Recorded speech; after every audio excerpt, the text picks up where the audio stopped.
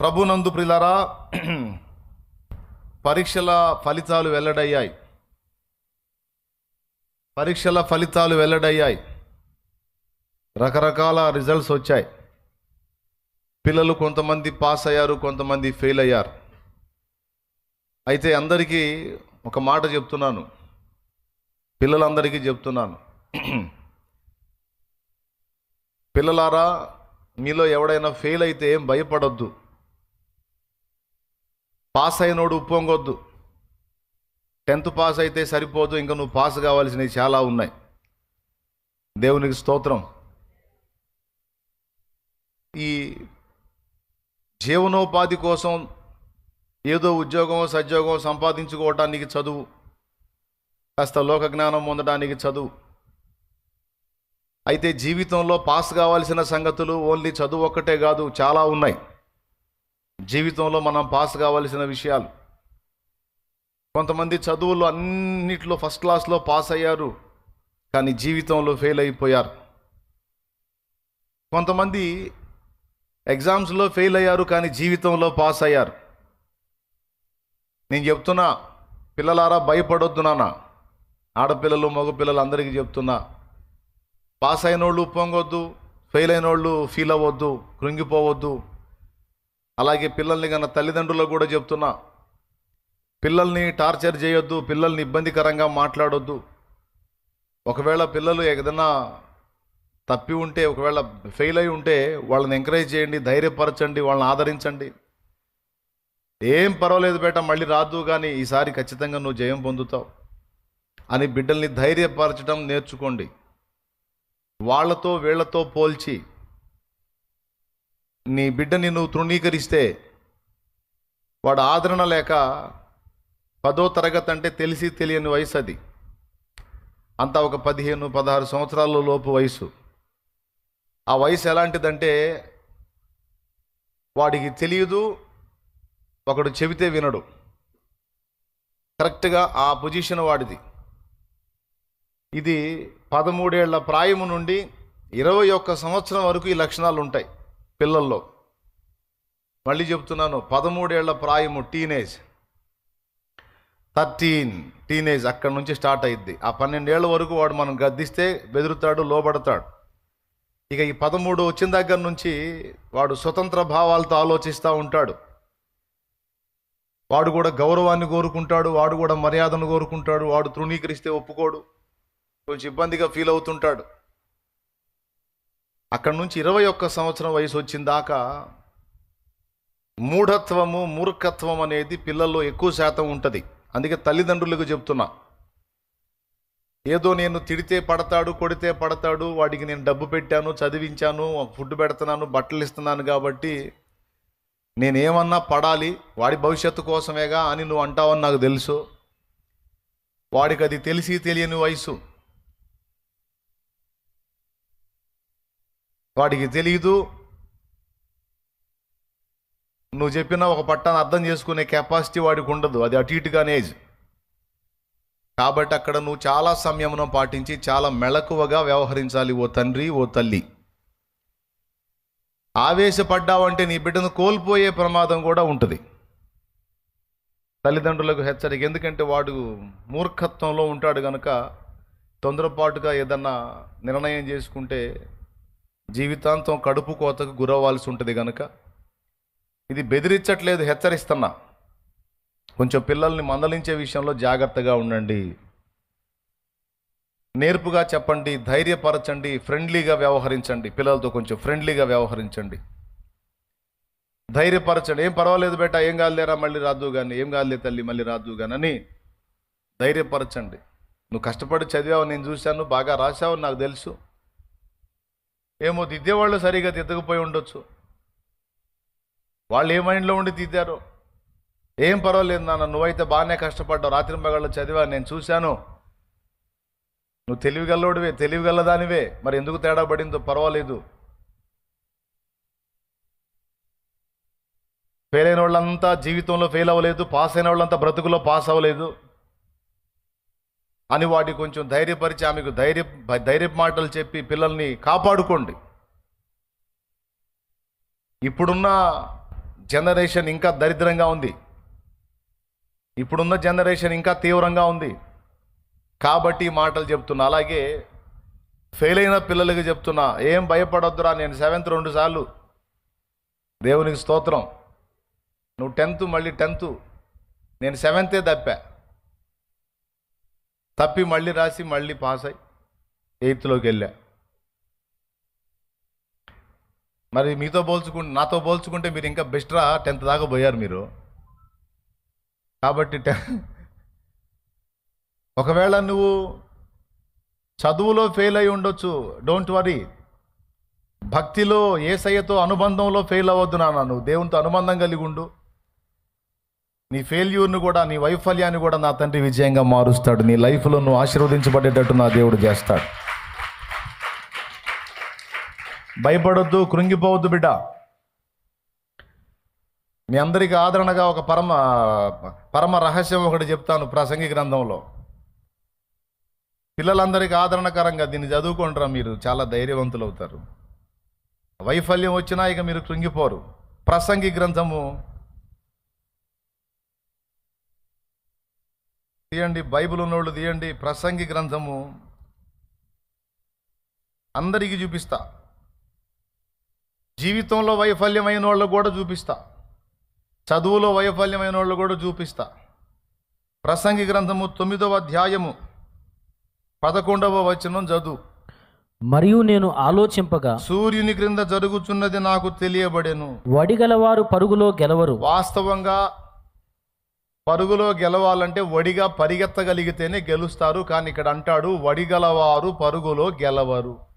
బలము గలవారు యుద్ధమునందు విజయమునందరు. వాస్తవంగా యుద్ధంలో గెలవాలంటే బలమే కావాలి. కానీ ఇక్కడ రివర్స్ చెబుతున్నాడు, బలము గల్లోడు యుద్ధంలో గెలవడు.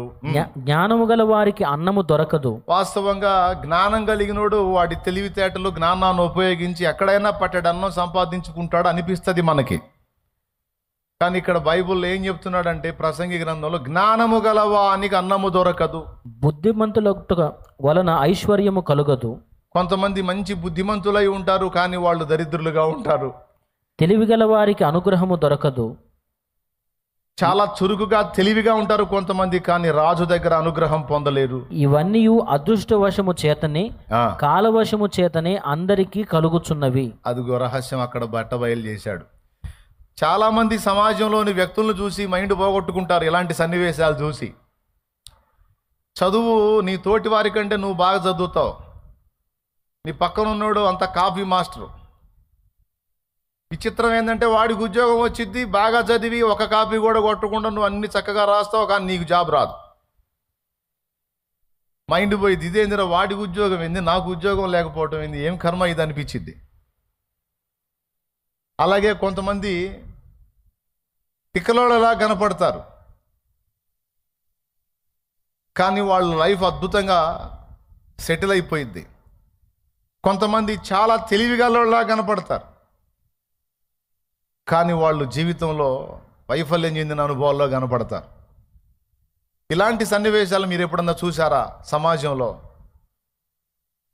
తెలివిగలోళ్ళు అన్నీ పొందలేకపోవటం, తిక్కలోళ్ళలాగా ఉన్నోళ్ళు అన్నీ పొందుకోవటం చూసారా మీరు?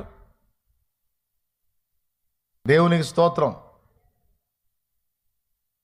ఏమండి, ఒక ఆమె చక్కగా ఉంటుంది, భర్త ఏమో కొంచెం అందం తక్కువగా ఉంటాడు, ఆమె ఫీల్ అవుతూ ఉంటుంది. ఒక ఆమె ఏమో తిక్కలుగా ఉంటుంది, భర్త ఏమో అందగాడు దొరుకుతాడు. ఈ అందగాడితే ఫీల్ అవుతూ ఉంటుంది, నేను ఇంత చక్కని దాన్ని నాకేమో పిచ్చోడు దొరికాడు, ఆమెమో తిక్కలుగా ఉంటుంది, ఆమెకేమో అందగాడు దొరికాడు. అలాగే ఒక్కొక్క భార్య విషయంలో భర్త కూడా అంతే ఫీల్ అవుతాడు, నేను చాలా అందంగా ఉంటాను, నా భార్య పిచ్చిదానిలాగా ఉంటుంది. వాడేమో పరమ దరిద్రంగా ఉంటాడు, వాడి భార్య ఏమో చాలా చక్కగా ఉంటుంది. సమాజంలో కొంతమంది ఫీలింగ్స్ చెప్తున్నానండి, అవునా కాదా? ఎంతమంది ఒప్పుకుంటారు? చేతులు ఎత్తండి. నిజంగా కొన్నిసార్లు మనకు అంత రివర్స్లో కనపడుతుంటాయి సమాజంలో పరిస్థితులు. నా పక్కన కూర్చుంటాడు నా ఫ్రెండ్ ఒకడు, ఇద్దరం 7th చదివేటప్పుడు నా పక్కన కూర్చుంటాడు. వాడు ఏమి రాశాడో మాస్టర్ వాడికి ఇచ్చి చదువురా అంటే వాడు చదవలేడు, వాడు రాసింది వాడే చదవలేడు. వాస్తవంగా ఒక్కొక్కటి పనితనం ఎలా ఉంటుందంటే వాడు రాస్తే వాడు తప్ప ఇంకోటి చదవలేడు. దేవునికి స్తోత్రం. మళ్ళీ నేను రైటింగ్ బాగా రాస్తాను, కొద్దిగా బొమ్మలు వేసే కళ ఉంది, ఆర్ట్, రైటింగ్ అది బాగానే రాస్తాను నేను. వాడికంటే నేను నాకు తెలిసి ఒక 20 రెట్లు బెటరు. ఎగ్జామ్ రాస్తే వాడు పాస్ అయ్యాడు, నేను ఫెయిల్ అయ్యా. కడుపులో మండిపోయింది. ముందు అసలు ఫెయిల్ అయినందుకు కాదు, కానీ వాడు ఎట్లా పాస్ అయ్యాడో నాకు ఇప్పటికీ అర్థం కాదు. మొన్న కూడా కలిశాడు వాడు నాకు. మొన్న కలిస్తే కూడా వాడికి వెళ్ళి నేను అంతే చూసారు, ఎట్లా పాస్ అయ్యేవారు అన్నాను. నిజంగా అండి, ఆశ్చర్యం. వాడు పాస్ అయితే నేను ఫస్ట్ క్లాస్లో పాస్ అవ్వాలి అసలు, కానీ నేను ఫెయిల్. అప్పుడు నాకు ప్రసంగి 9 తెలియదుగా. నేను ఫీల్ అయ్యాను, ఏదో కుట్ర జరిగింది నా మీద, ఏదో కుట్ర జరిగింది, నన్ను ఇట్లా చేశారని బాధపడ్డాను. వాడు కూడా ఫెయిల్ అయితే నాకు ఫీలింగ్ ఉండేది, న్యాయమేలే అనుకునేవాడు. వాడు పాస్ అయ్యి నేను ఫెయిల్ అయ్యేసరికి అసలు వాడు ఏం రాశాడో వాడికి అర్థం కాదు. పేపర్ దిద్దినోడు అర్థం కాక పాస్ చేశాడా? అదే ఇవన్నీ ఆడ పరిశోధన చేసేది నేను. ఇంత రిస్క్ చేసి రాశాడంటే ఇందులో అసలు రైట్ ఆన్సరో రాంగ్ ఆన్సరో క్లారిటీ లేదు నాకు. రైట్ ఆన్సరో రాంగ్ ఆన్సరో తెలుసుకోవాలంటే ముందు అసలు వీడు ఏం రాశాడో అర్థం కావట్లేదు నాకు. వాడినే పట్టుకు రావాలి, వాడు ఆడున్నాడో తెలియదు. ఇంత కష్టపడి రాశాడంటే వాడు పాపం ఇంత రిస్క్ చేసి రాశాడంటే రైటే రాసి ఉంటాడని రైట్లు కొట్టుంటాడు. నేను అందంగా అర్థమయ్యేటట్టు రాశాను కాబట్టి అందులో తప్పులు దొరికినాయి, ఫెయిల్ చేసి ఉంటాడు. ఏమండి, కొంతమంది ఎగ్జామ్స్లో పోయి శుభ్రంగా ఎక్కడెక్కడ స్టోరీస్ అన్నీ రాసుకుంటూ ఉంటారు, బాగా నిశ్చయంగా అనుమానం లేకుండా పేరాలు నింపుతూ ఉంటారు. కొంతమంది నేను చేసిన ప్రసంగాలు కూడా రాసి వస్తారు. వాళ్ళే చెప్పారు నాకు, నువ్వు చెప్పావు కదా నా టాపిక్ అదే రాసి వచ్చాను. దేవునికి స్తోత్రం. పిల్లలు భయపడకండి నాన్న, భయపడకండి. చదువులో ఫెయిల్ అయినా యేసుక్రీస్తునందు నేను ఉన్నందున, పరిశుద్ధ బైబిల్ గ్రంథం చదివినందున, దేవుని వాక్యాన్ని గుండెల్లో నింపుకున్నందున, ఆత్మీయ జీవితంలోనూ భౌతిక జీవితంలోనూ నేను పాస్ అయ్యేటట్టు నా యేసయ్య చేశాడు తన వాక్కు ద్వారా.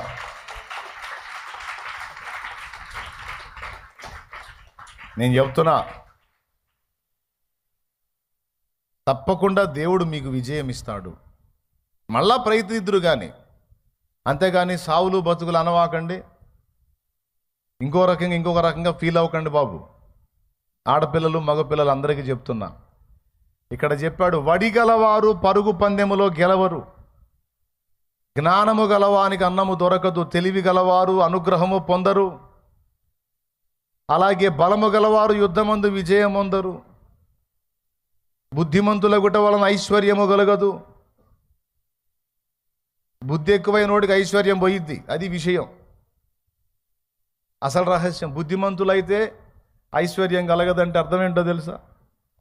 బుద్ధిమంతుడు అవతలోడు బాధపడితే చూడలేడు, ఉన్నాయన్నీ తీసుకెళ్ళి పెడతాడు, ఇంకేముంటుంది అప్పు తప్ప. దేవునికి స్తోత్రం. అంటే ఆ లాజిక్ను బట్టి కాదు. కొంతమంది బుద్ధిమంతులైన వాళ్ళు ఐశ్వర్యవంతులు కూడా అయి ఉంటారు, కొంతమంది బుద్ధిమంతులు దరిద్రులుగా కూడా ఉన్నారు. ఇదంతా ఎందుకు జరుగుతుంది?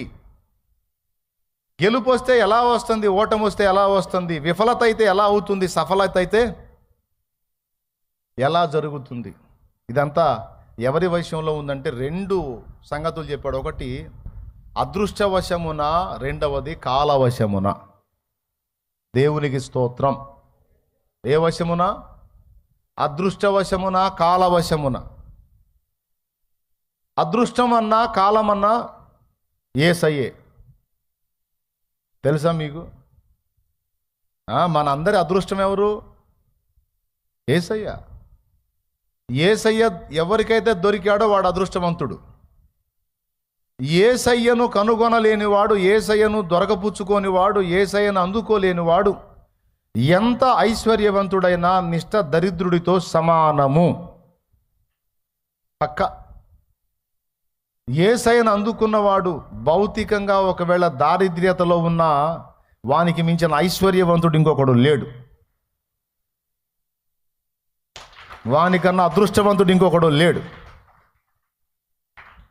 అవును, యేసయ్య నేను కనుగొన్నప్పుడు, యేసయ్యను తెలుసుకున్నప్పుడు నేను అదే ఫీల్ అయ్యా, అబ్బా ఆహా నా ధన్యత అని. అప్పుడు పాట రాలేదు, కానీ వచ్చినట్టయితే అప్పుడు ఆ పాటే పాడుకునేవాడిని. దేవునికి స్తోత్రం. నిజంగా, ఎందుకంటే అంత ఆనందపడ్డాను నేను. సంపదల గని నా యేసు, జ్ఞాన నిధి నా యేసు, వైఫల్యాలను కూడా విజయాలుగా మార్చి చరిత్రను తిరగరాయించగల దేవుడు నా ప్రభు. ఆయన ఒక్కడు దొరికితే చాలు, అన్నీ ఉన్నట్టే, ఇహపర సౌఖ్యములు ఉన్నట్లే. అలాంటి వాడు యేసు అదృష్టంగా ఏమవుతాడు మరి? అందుకే చెప్తున్నా, యేసు దొరికినోడు అదృష్టవంతుడు. యేసును కలిగి ఉండని వాడు ఎంత స్థితిమంతుడైనా వాడు దురదృష్టవంతుడు, దరిద్రుడు. ఎందుకంటే ఒకడు సర్వలోకమును సంపాదించుకొని వాని ప్రాణమును పోగొట్టుకుని వానికి ఏం ప్రయోజనం? లోకమంతా సంపాదించాడు కానీ యేసయ్యను పొందుకోలేకపోయాడు, చచ్చి పాతాళానికే పోతాడు. లోకమంతా సంపాదించాడు కానీ సువార్తను నమ్మలేదు. లోకమంతా సంపాదించాడు కానీ యేసుకు హృదయములో స్థానం ఇయ్యలేదు. లోకమంతా సంపాదించాడు కానీ రక్షకుణ్ణి పొందుకోలేకపోయాడు. ఇక దరిద్రుడుగా ఏమవుతాడు? కాబట్టి అది పరిస్థితి. మన అదృష్టము అంటే యేసయ్యే. అలాగే కాలము అన్నా కూడా యేసయ్యే. అదృష్టవశమున, కాలవశమున. అదృష్టం ఒక వ్యక్తిలాగా, కాలం ఒక వ్యక్తిలాగా మాట్లాడుతున్నాడు. కాలము అంటే యేసయ్యే అన్నాను నేను. ఎలా అంటే యేసు ప్రభువే చెప్పాడు, నేను ఆదియు అంతమునై ఉన్నాను. ఆదియు అంతమునై ఉన్నానంటే అర్థమైంది. ఆది అంతము అనేది కాలము. నేను ప్రసంగం మొదలుపెట్టాను ఆది, ముగిస్తాను అంతం. ఈ రెండింటి మధ్యలో ఉన్నది కాలం. కానీ యేసు ప్రభు వారు తన్ను గూర్చి తాను నేను ఆదియు అంతమునై ఉన్నాను అని తన్ను గూర్చి తాను కాలమని చెప్పుకున్నాడు. మనకు తెలిసి కాలం అంటే టైం, కానీ మనకు తెలియని సంగతి ఏంటంటే కాలము అనే వ్యక్తి ఒకడు ఉన్నాడు. కాలము అనే వ్యక్తి ఉన్నాడండి, అదృష్టం అనే వ్యక్తి ఉన్నాడండి, వాక్యము అనే వ్యక్తి ఉన్నాడండి, వ్యక్తి ప్రేమ అనే వ్యక్తి ఉన్నాడండి, అగ్ని అనే వ్యక్తి ఉన్నాడండి. మనకు తెలిసి అగ్ని అంటే పొయ్యిలో అగ్ని, కానీ అగ్ని అనే ఒక వ్యక్తి ఉన్నాడు. అలాగే అదృష్టము అనే వ్యక్తి, కాలము అనే వ్యక్తి, మొత్తం యేసయ్య. అందుకే చెప్తున్నాను, ఎవని గెలుపోటములైనా, ఎవని దీవెన శాపములైనా, ఎవడికి ఎవరి అనుగ్రహం దొరకాలన్నా వాడు పరిగెత్తితే కాదు, వాడు తిప్పలు పడితే కాదు, ఫస్ట్ దైవానుగ్రహం వాడికి ఉండాలి. వాక్యము, కాలము, అదృష్టము, అగ్ని సమస్తము తానై ఉన్న నా ప్రభు యొక్క అనుగ్రహం దొరకాలి. అందుకే ఏబి మాస్లామణి గారు ఇలా పాడాడు,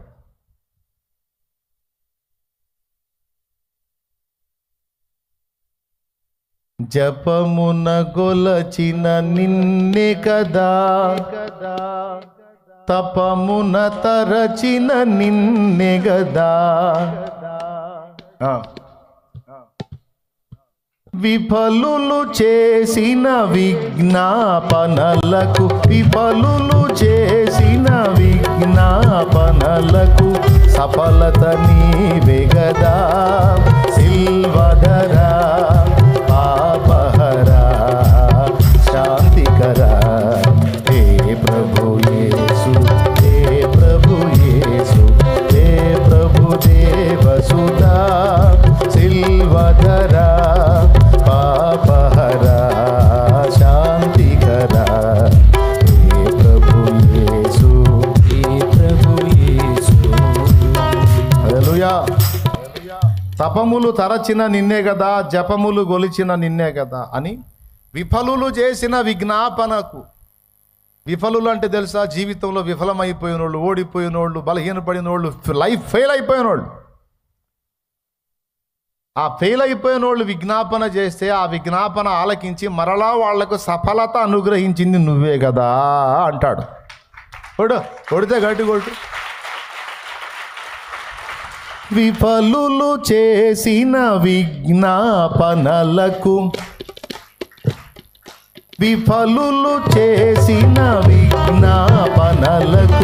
సఫలత నీవే కదా. సిల్వధరా పాపహరా శాంతికరా హే ప్రభు యేసు, హే ప్రభు యేసు. దేవునికి మహిమ. పెద్దగా చెప్పండి. విఫలతలను కూడా సఫలత చేస్తాడు. అంటే ఫెయిల్యూర్ని కూడా పాస్ అయ్యేటట్టు చేస్తాడు ఆయన. అంతా ఆయన చేతిలో ఉంది, భయపడొద్దని చెప్తున్నాడు. దేవునికి మహిమ. కాబట్టి 10th ఫెయిల్ అయితే అసలు లైఫే ఫెయిల్ అయినట్టు ఫీల్ అవ్వకరో అబ్బాయి అమ్మాయి. తల్లిదండ్రులారా, పిల్లల్ని టార్చర్ చేయొద్దు. వాళ్ళని ధైర్యపరచండి, ఆదరించండి. తప్పకుండా మళ్ళా వాళ్ళు ప్రయత్నిస్తారు, ఈసారి జయం పొందుతారు. గుర్తుపెట్టుకోండి, వాళ్ళు విజయం సాధిస్తారు. దేవుడు ఆ దీవెన వారికి ఇస్తాడు. ఒకవేళ మళ్ళా వాడు ఫెయిల్ అయినా ఏం భయపడొద్దు, వాడికి ధైర్యం చెప్పు. ఏం పర్వాలేదురా, నువ్వు ఇంతగా ఫెయిల్ అవుతున్నావు అంటే తప్పకుండా లైఫ్లో పాస్ అవుతావురా నువ్వు. దేవుడు నిన్ను ఖచ్చితంగా నిలబెట్టుకుంటాడు. నీ పట్ల ఏదో వేరు ప్రణాళిక ఉంది, దాన్ని నెరవేరుస్తాడు. ఏం భయపడొద్దు నాన్నని ధైర్యపరచండి. ఎంతమందికి అర్థమైంది? అలాగే పాస్ అయిన పిల్లలు, ఫెయిల్ అయిన పిల్లల్ని ఎగతాళి చేయకండి. వాడిని చూసి నవ్వకండి, వాడిని ధైర్యపరచండి, వాడిని ఓదార్చండి, వాడిని ప్రోత్సహించండి. ఎందుకంటే ఈరోజు నీవు పొందిన విజయాన్ని బట్టి ఉప్పొంగితే భవిష్యత్తులో నువ్వు ఎదుర్కొనే ఓటములు కొన్ని ఉంటాయి. ఆ ఓటముల్లో నువ్వు అవమానపరిచినోడే రేపు నిన్ను మించిపోవచ్చు. నీకొచ్చిన విజయం నీకు గర్వాన్ని తీసుకొస్తే అవతలాడికి వచ్చిన అపజయం వాళ్ళలో పౌరుషాన్ని పెంచి, రోషాన్ని పెంచి వాడు నీకంటే ప్రయోజకుడుగా మారే అవకాశం ఉంది. కనుక తేడా పడ్డ వారిని, జీవితంలో ఓడిపోయిన వారిని, సేవలో ఓడిపోయిన వారిని, ఎగ్జామ్లో ఫెయిల్ అయిన వారిని తొందరపడి తృణీకరించొద్దు. నువ్వు పొందిన విజయాలను బట్టి విర్రవీగొద్దు. ఎందుకంటే ఫెయిల్ అయిన వాడికి కాసేపు వేదన, తర్వాత రోషం, పౌరుషం మేలుకుంటాయి. వాడు ఈసారి సాధించే అవకాశం ఉంది. కానీ విజయం పొందిన వాడికి గర్వం వెంటాడుతూ ఉంటుంది. అది జీవితంలో అయినా, సేవలో అయినా, ఎగ్జామ్స్లో అయినా, దేనిలో అయినా విజయం పొందిన వాళ్ళని గర్వం వెంటాడిద్ది.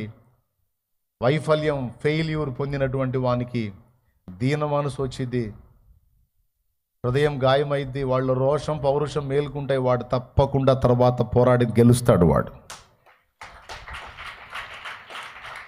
ఇవన్నీ ఎందుకు చెప్పాల్సి వచ్చిందంటే 10వ తరగతి ఫెయిల్ అయినందున విద్యార్థి ఆత్మహత్యాన్ని చూసి చీదరబుట్టి చెబుతున్నా.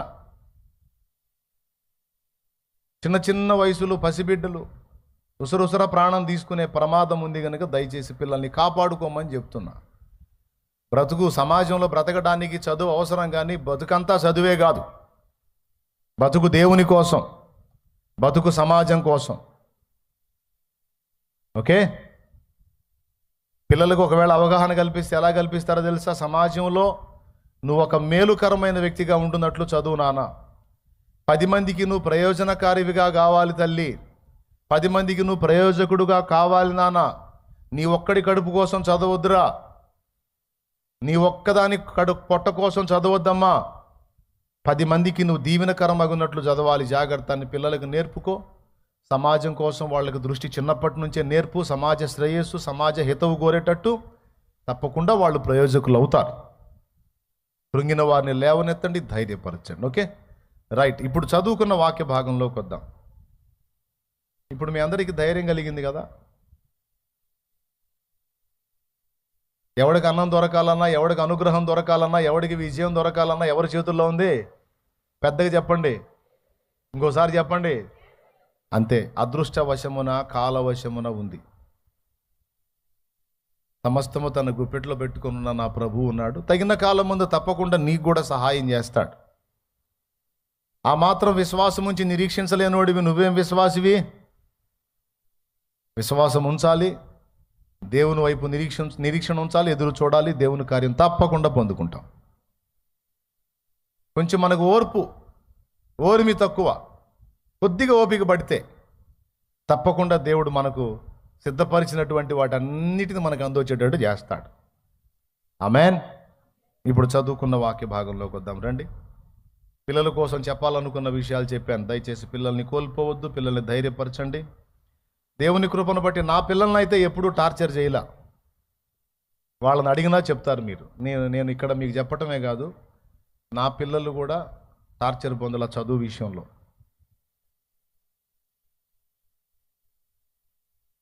ఒకడికైతే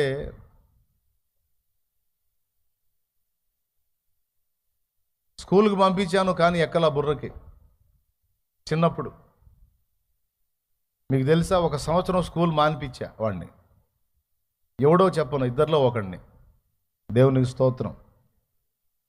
మళ్ళీ వాడు అవమానం ఫీల్ అయ్యే అవకాశం ఉంది. అందుకని నువ్వు నా పరువు బయట వేస్తున్నావు డాడీ అని చెప్పుకున్న రోజు వాడే చెప్పుకుంటాడు. దేవునికి స్తోత్రం. 1 సంవత్సరం స్కూల్ మానిపించాను నేను.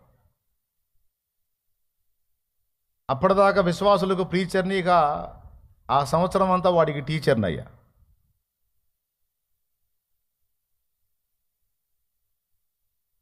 నాకు తెలిసిన సబ్జెక్ట్ అంతా వాడికి నేర్పా.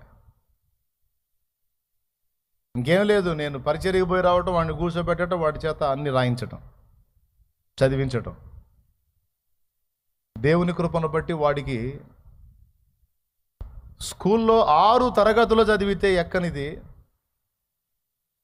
దేవుని కృపను బట్టి అంతా 2-3 నెలల్లో వాడికి అవగాహన కల్పించేటట్టు దేవుడు కృపనిచ్చాడు.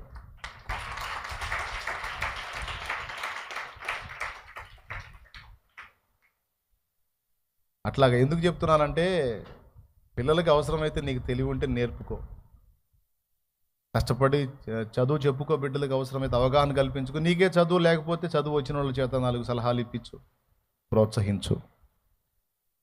దేవుడి దయ వల్ల నేను అవగాహన బిడ్డ కల్పించకపోతే ఇప్పుడు వాడు చదవగలిగేవాడు కాదు. టైం తీసుకున్నా.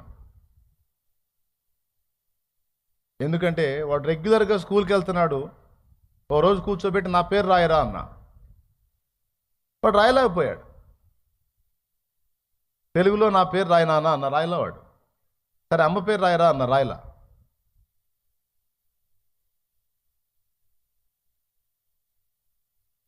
మళ్ళీ నెల నెల జీతం కడుతున్నాను, వాడిని స్కూల్కి పంపిస్తాను, వాడు రాయలేకపోయాడు. చాలా ఏడుపు వచ్చింది నాకు. ఎందుకు ఏడుపు వచ్చిందో తెలుసా? ఏడుపు ఎందుకు వచ్చిందో తెలుసా? ఎందుకు వచ్చి ఉండదు చెప్పండి. అసలు మీ ఐడియాలజీ తెలుసుకుంటాను. నాకు ఎందుకు ఏడుపు వచ్చిందో చెప్పండి మీరు. ఎందుకంటే మరి నెల నెల ఫీజు కడుతున్నాం, వాడికి ఏం రాలా, మరి ఏడుపు రాక ఆనందం వచ్చింది అయింది. ఫీజు అంతా పోయేగా, అవునా? తర్వాత టైం వేస్ట్ అయిపోయేగా. ఈ 2 కారణాలను బట్టి బాధ కలిగిద్దని మీరు అనొచ్చు, కానీ కాదు, అందుకు కాదు. టైం పోయినందుకు కాదు, ఫీజు పోయినందుకు కాదు నేను ఫీల్ అయింది. కనీసం రాయటము చదవటము కూడా రాకుండా 6 తరగతుల వరకు వాడు ఎలా వచ్చాడు, ఎంత ఒత్తిడి ఫేస్ చేసి ఉంటాడు. మిగిలిన వాళ్ళందరూ చక్కగా రాసి చదువుతూ ఉంటే వాళ్ళ మధ్య చదువు రాని స్థితిలో మొద్దులాగా ఉన్న వీడు ఎంత ప్రెజర్ అనుభవించి ఉంటాడని ఏడ్చా. పక్కన వాళ్ళని ఎంత బతిమలాడుకొని ఉంటాడు. ఎగ్జామ్స్ టైంలో అరే కొంచెం చూపించురా అని పక్కన వాళ్ళని ఎంత బతిమలాడుకొని ఉంటాడు, ఎంత మొత్తుకొని ఉంటాడు, ఎన్ని లంచాలు పెట్టుంటాడు. అవన్నీ జస్ట్ వాడి ప్లేస్లో కూర్చొని ఆలోచిస్తే నాకు ఏడుపు వచ్చింది. వద్దు బేటా, ఆ పరిస్థితి వద్దు, నీకు కూర్చోను, అసలు చదువు వద్దని నేను మానిపిస్తే వాళ్ళు కబురు పెట్టారు, మీ వాడు రావట్లేదంటే రాడు అని చెప్పా. దేవునికి స్తోత్రం. రాడు సార్, నేనే చెప్పుకుంటా. అసలు వాడికి ఏం చెప్పారో, ఏం ఎక్కింది అసలు కనీసం వాడు పదాలు రాయగలుగుతున్నాడా లేదో కూడా చూడకుండా మీరు వాడిని 6 తరగతులకు తీసుకెళ్ళారు. నిజంగా మీ బడికో సలాం. మీ చదువుకో సలాం. డిగ్రీ దాకా కూడా తీసుకెళ్ళేటట్టున్నారు ఎట్లనే. దేవునికి స్తోత్రం.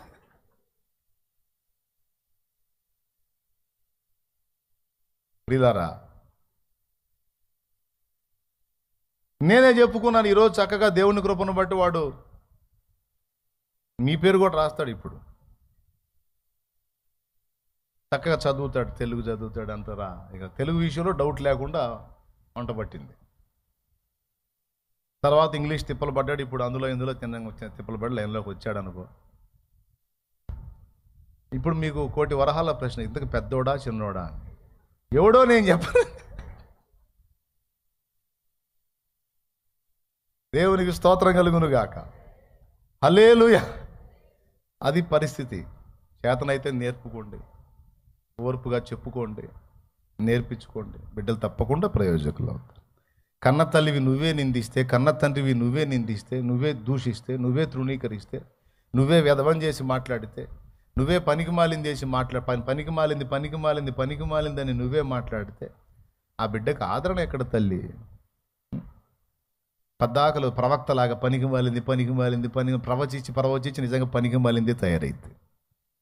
పనికిమాలుడు, దరిద్రుడు, ఎదవా అని పద్దాకలు అలా మాట్లాడి చివరికి వాడు నంబర్ 1 ఎదవే తయారవుతాడు. అనొద్దు బిడ్డ, అట్లా అనొద్దు. పిల్లల్ని ధైర్యపరచండి. థామస్ ఆల్వా ఎడిసన్ వినపడదు, ఆయనకి వినపడదు. చదువు చెప్పలేక విసుగు పుట్టి ఒక పేపర్ రాసి పంపించారు ఇంటికి ఆయన్ని. ఎదవలు చూశాక నేను ఎదవని చూడలేదు. వీడికి వినపడదు, పోనీ సైకిల్తో చెప్పిన అర్థమై సావదు. వీడికి చదువు చెప్పి వీడిని ఒక ప్రయోజకుడిని చేయటం మా వల్ల కాదు, నీ చేతనైతే నువ్వే చేసుకోమని ఇంటికి పంపించారు. ఇంటికి వచ్చాడు ఆ పేపర్ తీసుకొని, తల్లికి చూపించాడు. పేపర్ ఇచ్చారు మమ్మీ అని. చదివింది, చదివి ఏడ్చుకుంది. ఏంటి మమ్మీ ఏమి రాశారని అడిగాడు. తల్లి ఏం చెప్పిందో తెలుసా? ఎగతాళిగా కాదు, సీరియస్గానే చెప్పింది. నువ్వు పెద్ద మేధావివంట, నీలాంటి మేధావికి చదువు చెప్పగలిగే అంత సామర్థ్యం వాళ్లకు లేదట. అందుకని మరి నిన్ను గన్న తల్లిగా నేనే నీకు చదువు చెప్పమని నాకు పంపించారు నాయన. నీకు చదువు చెప్పేంత కెపాసిటీ వాళ్లకు లేదంట అని చెప్పి. అప్పుడు ఈయన ఫీల్ అయ్యాడు, నేను మేధావిని అనుకుంటా పెరిగాడు. తల్లి చనిపోయిన తర్వాత ఆమె సామాగ్రిలో పాత పెట్టెలు అవి ఉంటాయి కదా, వాళ్ళ వస్తువులు, అందులో అవన్నీ తిరగేస్తూ ఉంటే ఆ చిన్నప్పుడు ఆయన తెచ్చిన లెటర్ కనపడింది. అందులో ఏముందో కొడుకు చూపిలా.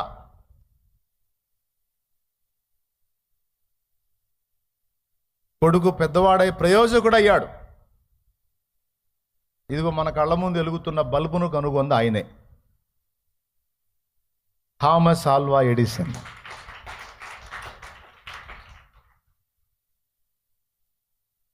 బల్బు కనుగొన్నది ఎవరంటే ఆయన పేరే చెప్తారు. ప్రపంచం మేధావులు ఒక మేధావిగా అయిపోయాడు. వెధవయ్యాడా మేధావయ్యాడా? ఇతను స్కూల్లో చదువు చెప్పబడ్డా, ఇంటికి పంపబడ్డా? అందుకే ఎవరైనా ఆ స్థితిలో కనపడితే నేను చాలా వింతగా చూస్తా, అబ్బో వీడు కాబోయే మేధావి కాబోలని. దేవునికి స్తోత్రం. 6 తరగతులు చదివినా పదాలు రాని నా కొడుకును కూడా అంతే ఫీల్ అయ్యాను నేను. అబ్బా, నా ఇంట్లో కూడా ఒక మేధావి తయారవుతున్నాడు. నేను చెప్పేది నిజం. నా ఇంట కూడా ఒక మేధావిని దేవుడిచ్చాడు. దేవునికి స్తోత్రం అని ఆనందపడ్డా. ఏడవలా, మొత్తుకోలా, ఫీల్ అవ్వలా. ఎందుకు ఏడ్చానో చెప్పా. అర్థం కాని స్థితిలో వాడెంత ఒత్తిడికి గురై ఉంటాడో అనేదే ఫీల్ అయ్యా. కానీ డబ్బులు పోయినాయనో టైం వేస్ట్ అయిందనో నేను ఫీల్ కాల. తర్వాత దేవుని బట్టి ధైర్యం తెచ్చుకొని ఆనందపడ్డా. నా ఇంట కూడా ఒక మేధావిని దేవుడు లేపాడని. అంటే పిల్లల్ని ఎలా బ్యాలెన్స్ చేసుకోవాలో, పిల్లల్ని ఎలా ప్రశంసించి వాళ్ళని లైన్లో తెచ్చుకోవాలో చెప్తున్నాను నేను. నేర్చుకోండి. పిల్లలతో ఎలా వ్యవహరించాలో తెలియచావట్లా కొంతమందికి, అందుకని చెప్తున్నాను నేను. పెద్దవాళ్ళకి చిన్నవాళ్ళకి అందరికీ చెప్తున్నాను, గుర్తుపెట్టుకొని పిల్లల్ని జాగ్రత్తగా పెంచడం నేర్చుకోండి. నీ నోరు ఉపయోగించే తీరును బట్టి పిచ్చోడు కూడా మేధావిగా తయారయ్యేటట్టు నువ్వు చేయొచ్చు. ప్రోత్సహించండి, ప్రశంసించండి, మెచ్చుకోండి. వాడు కృంగిపోతే వాడి వెన్ను తట్టండి. లేదు బేటా, నువ్వు మంచి పనోడు అవుతావు, ప్రయోజకుడు అవుతావు, మేధావి అవుతావు. మా నాన్న రెగ్యులర్గా వాడేవాడు ఈ పదం. ఇంటిని నిలబెట్టాల్సింది నువ్వే, ఇంటిని నిలబెట్టాల్సింది నువ్వే, ఇంటిని కాపాడాల్సింది నువ్వే అని పర్సనల్గా నేను ఆయనతో నడుస్తున్న ప్రతిసారి కూడా ఇంటి బాధ్యత నీదే, ఇంటి బాధ్యత నీదే, నీ చేతుల్లోనే ఉంది, నీ ఇష్టం, నీ ఇష్టం అని చెప్పేవాడు నా తండ్రి. ఎక్కడన్నా నేను కోపతాపాన ఆవేశపడి పొరపాటు అడుగులేస్తే ఆయన ఏం చెప్పాడో తెలుసాయా? తెలివిగల్లోడు అనుకున్నా, జ్ఞానవంతుడు అనుకున్నా, నువ్వు కూడా ఇట్లా చేస్తే ఎట్లా? వాస్తవానికి మనం నెంబర్ 1 ఉంటా, కానీ ఆయన మాటల దెబ్బకి ఫుల్ ఛార్జ్ అయ్యేది. ఒరే నేను మంచివాడిని ఇప్పుడు. మా నాన్న హృదయంలో నాకు ఇంత విలువ ఉంది. ఎవడు బయటోడు పిచ్చోడు అనుకుంటే నాకెందుకు, బయటోడు మేధావి అనుకుంటే నాకెందుకు? మా నాన్న నన్ను తెలివిగల్లోడు అన్నాడు. మా నాన్న ఇంటి బాధ్యత నాదే అన్నాడు. మా నాన్న కుటుంబాన్ని నడిపించుకురావాల్సింది నువ్వే అన్నాడంటే మా నాన్నకి ఎంత భరోసా ఉంది నా మీద, ఎంత నమ్మకం ఉంది నా తండ్రికి నా మీద. అదే మైండ్లో పడింది. నిజంగానే ఆ విధంగా నేను ఆలోచనలు ప్రభావితమైన దేవుని మహాకృపను బట్టి దేవుడు చివరికి కుటుంబానికే బాసటగా మార్చి పడేశాడు ఆయన.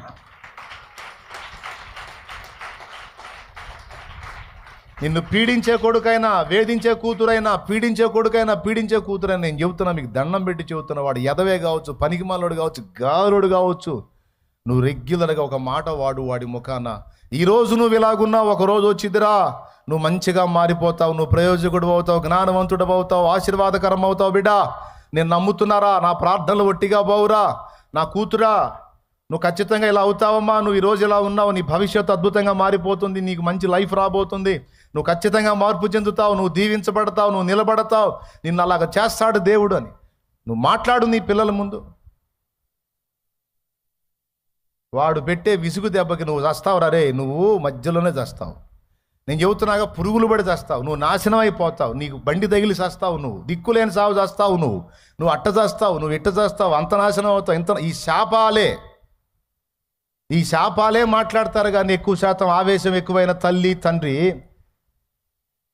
బేటా ఈరోజు నువ్వు నన్ను ఏడిపిస్తున్నావు, దుఃఖపెడుతున్నావు, కానీ ఆటకాలం సాగదురా, నువ్వే నన్ను చక్కగా చూసుకునే రోజు రాబోతుంది, నువ్వు నన్ను ప్రేమించే రోజు రాబోతుంది, నువ్వే నాకు ఆదరణగా ఉండే రోజు రాబోతుంది, నా దేవుడు నిన్ను ఆశీర్వదిస్తాడు. ఈరోజు నువ్వు ఇలా ఉన్నావు, కానీ భవిష్యత్తులో నువ్వు గొప్పవాడివి అవుతావు, నిన్ను గొప్ప స్థితికి దేవుడు తెస్తాడు. ఈ వ్యసనాల మీద నీకు జయం వచ్చింది, ఈ బలహీనతల మీద నీకు జయం వచ్చింది, ఈ పాపం మీద నీకు జయం వచ్చింది, నీ జీవితం 10 మందికి ఆదర్శప్రాయమైంది. అట్లా చేస్తాడు నా దేవుడు అని నువ్వు పదే పదే పదే పదే పదే వాడి ముందు అను. నువ్వు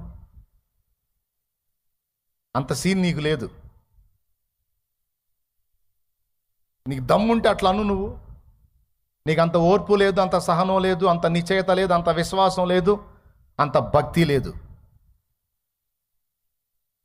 ఏ గాడికి శాంతంగా ఉన్నంతసేపే నీ భక్తి మాటలు, నీ ప్రార్థన మాటలు, నీ దేవుని మాటలు, నీ విశ్వాస మాటలు. నీకు టెంపర్ వచ్చిందంటే నోటి నిండా శాపాలు, శాపనార్థాలే, చివరికి అయ్యే అవుతాయి. నేను అందుకే చెబుతున్నా, దయచేసి అలాగ మీరు మాట్లాడొద్దు. ఏమన్నాడో తెలుసా ఆయన? తల్లి ఆ పేపరు తల్లి దగ్గర, తల్లి చనిపోయిన తర్వాత ఆ పేపర్ తీసుకుని చూసి ఏడ్చుకొని తన ఫ్రెండ్స్తో అన్నాడు, తనతో కూడా ఉన్న వాళ్ళతో అన్నాడు, స్కూల్లో నేను జీరో,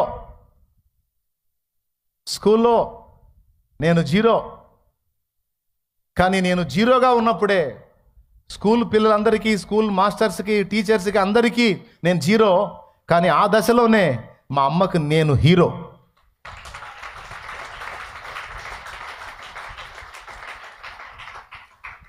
అవునాయనా, నీ కొడుకయ్యా, నీ కొడుకు వాడిని హీరోగానే మాట్లాడు, నువ్వు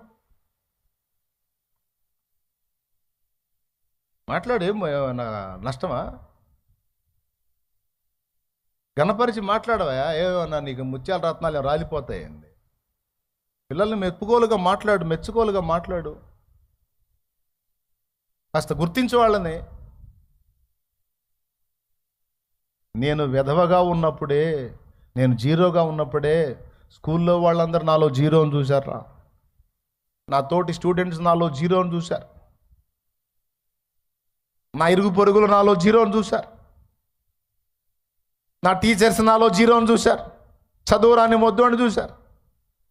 నా సార్స్ నాలో జీరోని చూశారు.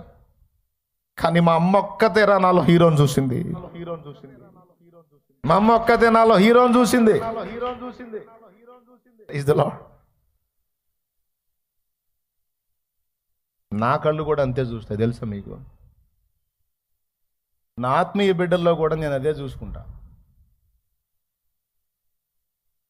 మీరందరూ దేవుని సేవకురాళ్ళలాగా కనపడతారు నాకు. ఎవరు నా ముందుకు వచ్చినా సరే ఒక సేవకురాలు కనపడతా ఉంటా, ఒక సేవకుడు కనపడతా ఉంటా. అలానే చూసుకుంటాను నేను.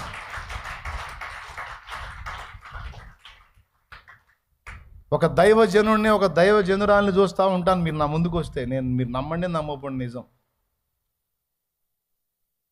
దానికి అనుబంధంగానే ఈరోజు నేను వచనం చెప్తాను మీకు తర్వాత. కన్న బిడ్డల్ని ఎంకరేజ్ చేయవా? ఎంత భారభరితమైన మాట చూడద్ది. ఎడిసన్ గారు పలికిన మాట. మా అమ్మకి నేను హీరోని, అప్పుడే హీరో. అందరికీ జీరో అని, మా అమ్మకేమో హీరో. ఎంత ఏడ్చుకొని ఉంటాడు ఆ అమ్మని తలుచుకొని, ఎంత మొత్తుకొని ఉంటాడు అమ్మా అమ్మ అని. అలాంటి తండ్రివి నువ్వైతే నానా అని ఏడ్చుకుంటాడు నీ కొడుకు. ఈరోజు మా నాన్న నాకు బెస్ట్ ఫ్రెండ్ అని ప్రతిరోజు మా నాన్నని గుర్తు చేసుకుని రోజు ఒక రోజు కూడా లేదు నాకు. ఆనాటి నుంచి ఈనాటి దాకా దేవుణ్ణి గుర్తు చేసుకుంటాను, నా తండ్రిని తప్పకుండా గుర్తు చేసుకుంటాను, తర్వాత తల్లి. ఎందుకు?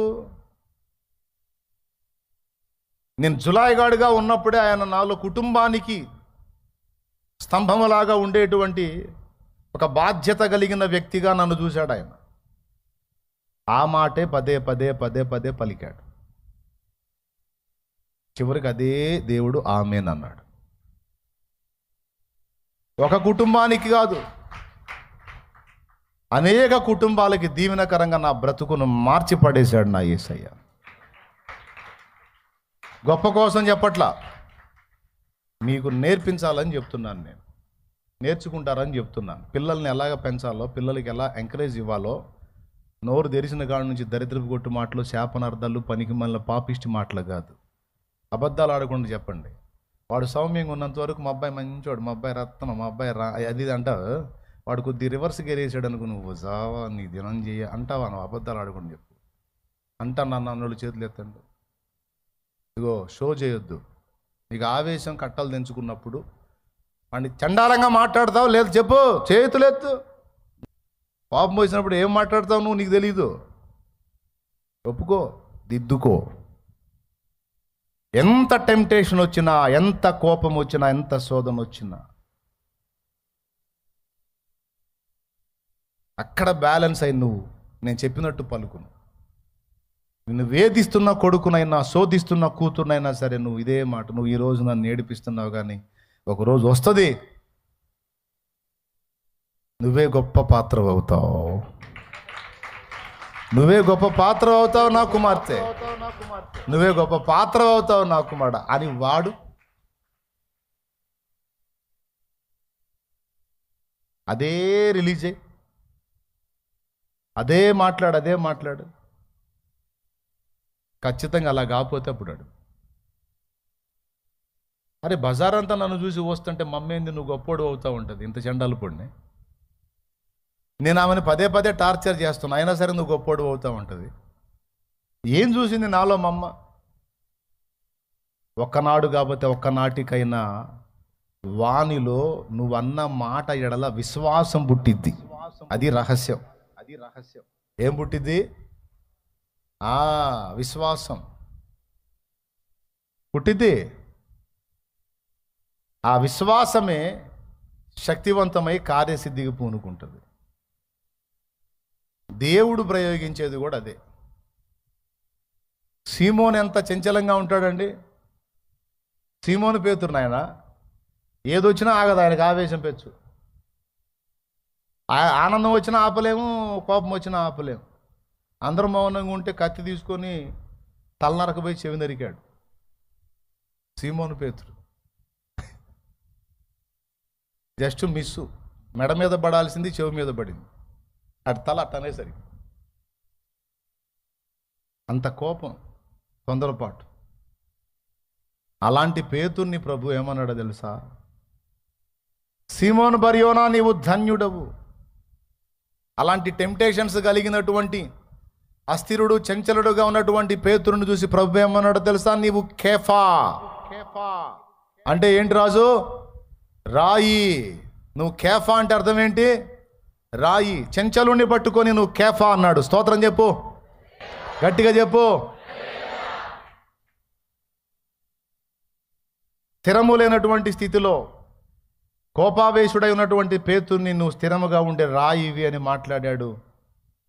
ఆ వాక్కు రిలీజ్ చేశాడు. చివరికి పేతురు నిజంగా రాయి అంత స్థిరుడయ్యాడు. ఇంకా చెప్పాలంటే ఆది సంఘమునకు ఆరంభకుడు, ప్రారంభకుడు, స్తంభము వంటి వాడు కేఫా అయ్యాడు. అంటే ఆ మాట పట్టుకొని ఉంటాడు పేతురు. నా ప్రభువు నన్ను రాయన్నాడే, నా ప్రభువు నన్ను రాయన్నాడే, పరలోక రాజ్యపు తాళపు చెవులు నీకు ఇస్తానన్నాడు. నా ప్రభు ఏంది ఇంత మాట అన్నాడు? నాకు అసలు ఇంత టెంపర్ అయితే. పేతురు అలా అనుకొని ఉంటాడా అని ఆడుంది అని డౌట్ వచ్చింది. నేను చెబుతున్నా, 2 దోణెల నిండా చేపలు పట్టినప్పుడు అది చూసి విభ్రాంతి నొందిన పేతురు ప్రభు మోకాళ్ళ దగ్గర సాగిలపడి ఏమన్నాడో మీరు చెప్పండి. సరే ఏమన్నాడు మీరే చూడండి. లూకాసు వార్త 5వ అధ్యాయంలో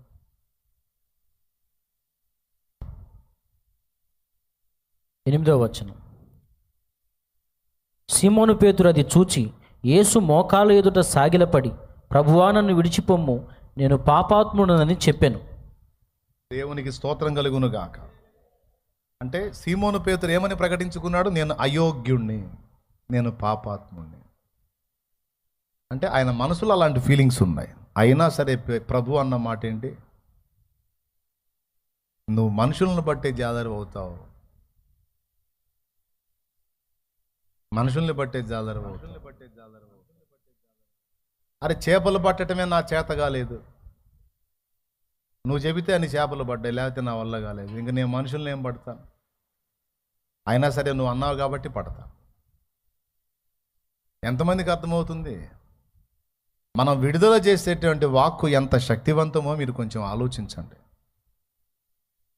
నీ పిల్లల వైపు చూసి, ఉద్యోగం రాలేదమ్మా, నాకు ఉద్యోగం రాలేదు అంటే చెప్పాలి. లేదు బేట, ఖచ్చితంగా ఇస్తాడు దేవుడిని. వచ్చిద్దిరా, నువ్వు మంచి ప్రయోజకుడు అవుతావు నాయన, మంచి ప్రయోజకురాలు అవుతావు. మనం కుటుంబానికి దీపం అవుతావు బేట, నువ్వు దీపం అవుతావు తల్లి, నువ్వు నిలబడతావు బేట, నువ్వు నిలబడతావు మా అని చెప్పాలి. నువ్వు అదే రిలీజ్ చేయాలి. ప్రభువు చేసింది అదే, ప్రభువు చేసింది అదే. శుభకరమైన వాక్కును విడుదల చేస్తాడు. గానుగ చాటున దాక్కొని గోధుమలను దుళ్ళగొట్టుకుంటున్న గిద్యోనును చూసి ఎంతలా మాట అన్నాడండి. మనమైతే దేవుడి ప్లేస్లో మనం ఉంటే గానుగ చాటున దాక్కున్న పిరికి పంద రా అనేవాళ్ళం. మిథ్యానీయులకు భయపడి గానుగ చాటును దాక్కున్నావా, పిరికి పంద, దద్దమ్మ, చేతగానోడా, పనికిమాలోడా, అసమర్థుడా, రా అనేవాడు. ఇన్ని టైటిల్ పెట్టి నాకు ఎందుకు వస్తాడు, ఇంకా అది దాక్కునేవాడు. ప్రభు అలా అనలా. చూడు, న్యాయాధిపతుల గ్రంథము 6వ అధ్యాయము చదువు. 11వ వచనం. యెహోవా దూత వచ్చి అబీయెజ్రీయుడైన ఏవాషునకు కలిగిన ఓఫ్రాలో మస్తకి వృక్షము క్రింద కూర్చుండెను. ఏవాషు కుమారుడైన గిద్యోను మిద్యానీలకు మరుగైనున్నట్లు గానుగు చాటున గోధుమలను దొల్లగొట్టుచుండగా యెహోవా దూత అతనికి కనబడి, పరాక్రమము గల బలాఢ్యుడా, యెహోవా నీకు తోడై ఉన్నాడని అతనితో అనగా, గిద్యోను చిత్తము నా ఆగు. పరాక్రమం ఉందా గిద్యోన్లో? ఆయన బలాఢ్యుడా? పరాక్రమవంతుడు దాక్కుంటాడా? పరాక్రమవంతుడు పౌరుషం కలిగి మీసములు తిప్పి అందరి ఎదుట నిలబడతాడు ధైర్యంగా. పరాక్రమం అంటే అది. అది గానుగు చాటును దాక్కొని గోధుమలను దొల్లగట్టుకొని పబ్బం గడిపోవడానికి తిప్పలు పడుతున్నాడు చూసి పరాక్రమం గల బలాఢ్యుడా అంటాడు. ఎంతలా టైట్లు ఇచ్చాడో చూడు. చివరికి మీరు చెప్పండి, గిద్యోను అనుకున్నది జరిగిందా, దేవుడు అన్నది జరిగిందా? పేతురు అనుకున్నది జరిగిందా, ప్రభు అన్నది జరిగిందా? పేతురు ఏమనుకున్నాడు? నేను పాపాత్ముడను, ప్రభువా నన్ను విడిచిపో. ఇది పేతురు అనుకున్నది. ప్రభు అన్నది, లేదు లేదు, నిన్ను మనుషులను బట్టు జాలరిని చేస్తారా, నేను స్థిరము లేను అండి ప్రభువా. ఇది పేతురు అనుకున్నది. లేదు లేదు, నీవు రాయి అంత స్థిరముగా ఉంటావు, కదలని వాడుగా ఉంటావు. చివరికి ఏం జరిగిందో మీకు తెలుసు. ప్రభు అన్నదే జరిగింది. మొదటిసారి ఉపదేశం చేసినప్పుడు 3,000 మంది, మళ్ళా ఉపదేశం చేసినప్పుడు 5,000 మంది, 2 ప్రసంగములకే 8,000 ఆత్మలను సంపాదించిన ఘనత చరిత్ర పేతురుదే. కొడితే గడ్డి కొడు.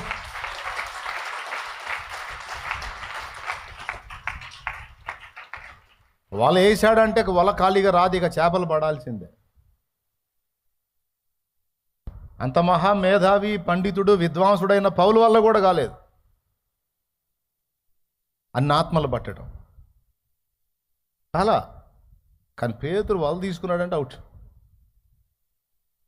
బాప్తిస్మాలు ఇయ్యలేక సావాలా, అంతమంది వస్తారు. అంత శక్తి ఎలా వచ్చిందంటే ప్రభువు పలికిన మాటల యందు అతడు విశ్వాసం ఉంచాడు. అతడు విశ్వసించినట్లుగా ప్రభు ఆ మాటలు పలుకుతాడంతే. నేను కూడా అదే రిలీజ్ చేస్తా మీ మీద. ఎప్పుడు కూడా మీకు విడుదల వచ్చిద్ది, మీకు జయం వచ్చిద్ది, మీరు సంతోషించే రోజు వచ్చిద్ది, మీరు కూడా 10 మందికి ఇచ్చే రోజు వచ్చిద్ది, మీ తల ఎత్తబడే రోజు వచ్చిద్ది, మీరు కూడా దేవుని కొరకు వాడబడే ధన్యకరమైన రోజు వచ్చిద్ది, మీ బ్రతుకులు మీ కుటుంబాలు కూడా ఆశీర్వదించబడి వర్ధిల్లేటువంటి దినం వచ్చిద్దని. ఎందుకు భౌతికంగాను ఆత్మీయంగాను కూడా మాట్లాడతాను. అదే విడుదల చెయ్యమని దేవుడు చెప్పాడు గనక. ఏ అబ్బాయి, ఎంతమందికి ఎక్కింది నేను చెప్పింది? నిజంగా అర్థమైందా? ఇప్పుడు నీ కుటుంబంలో అయినా, నీ పిల్లల దగ్గర అయినా, నీ దగ్గరకు వచ్చే ఏ వ్యక్తి మీద అయినా నువ్వు వినియోగించాల్సింది ఏది? శుభకరమైన వచనము, ప్రోత్సాహకరమైన వచనము, దీవెనకరమైన వచనము, ఆశీర్వాదకరమైన వచనము. ఎంతమంది సంతోషంగా వచ్చారో తెలుసా? కృంగిపోయిన వాళ్ళు, అన్నా ఉద్యోగం వచ్చిందన్న, అన్న జాబ్ వచ్చిందన్న, అన్న జాబ్ వచ్చిందన్న. ఆదివారం ఆ క్యూలో బయట నిలబడే జనాల్లో ఆ మాటలు చెప్పేవాళ్ళు ఎంతమందో. సంతోషంగా వచ్చాడన్న, ఎన్ని రోజులు ఏడ్చానన్న, జాబ్ ఇచ్చాడన్న, ఏసై జాబ్ ఇచ్చాడన్న అని వస్తే దగ్గరకు తీసుకొని, ఈ జాబ్ ఏం పిచ్చోడా, ఇంకా ఉన్నత స్థితి ఉంది పో అని ప్రార్థన చేసి పంపిస్తా. ఇంకా ఉన్నత స్థితి ఉంది పో, ఇంకా దీవిస్తాడు, ఇంకా హెచ్చిస్తాడు, ప్రభు కోసం వాడబడు, ప్రభువును మర్చిపోదు పో అని చెప్పి పంపిస్తా. ఏం లక్షలా కోట్ల? పరాక్రమము గల బలాఢ్యుడా. గిద్యోనులో జనం పిరికోండి చూశారు. గిద్యోనులో జనం పిరికోండి చూశారు. గిద్యోను కూడా తనలో తాను పిరికోండి చూసుకున్నాడు. కానీ దేవుడు రివర్స్. దేవుడు గిద్యోనులో పరాక్రమము గల బలాఢ్యుణ్ణి చూశాడు. తెలివిగల్లోని చూశాడు, జ్ఞానవంతుణ్ణి చూశాడు, మిథ్యానీయుల్ని జయించే వీరుణ్ణి చూశాడు దేవుడు.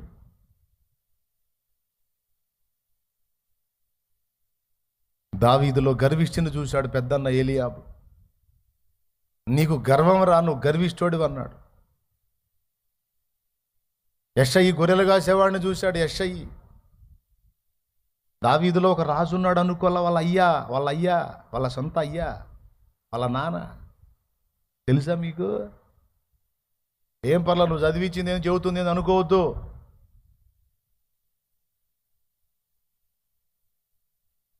పోతే పోయి చదివించింది ఇంకోసారి జీవితం. ముందు ఇది సీరియస్గా తీసుకోండి. దావీదులో గొర్రెల కాపర్ని చూశాడు, వాళ్ళందరూ వీడు గొర్రెల గాయడానికి తప్ప దేనికి పనికిరాడని.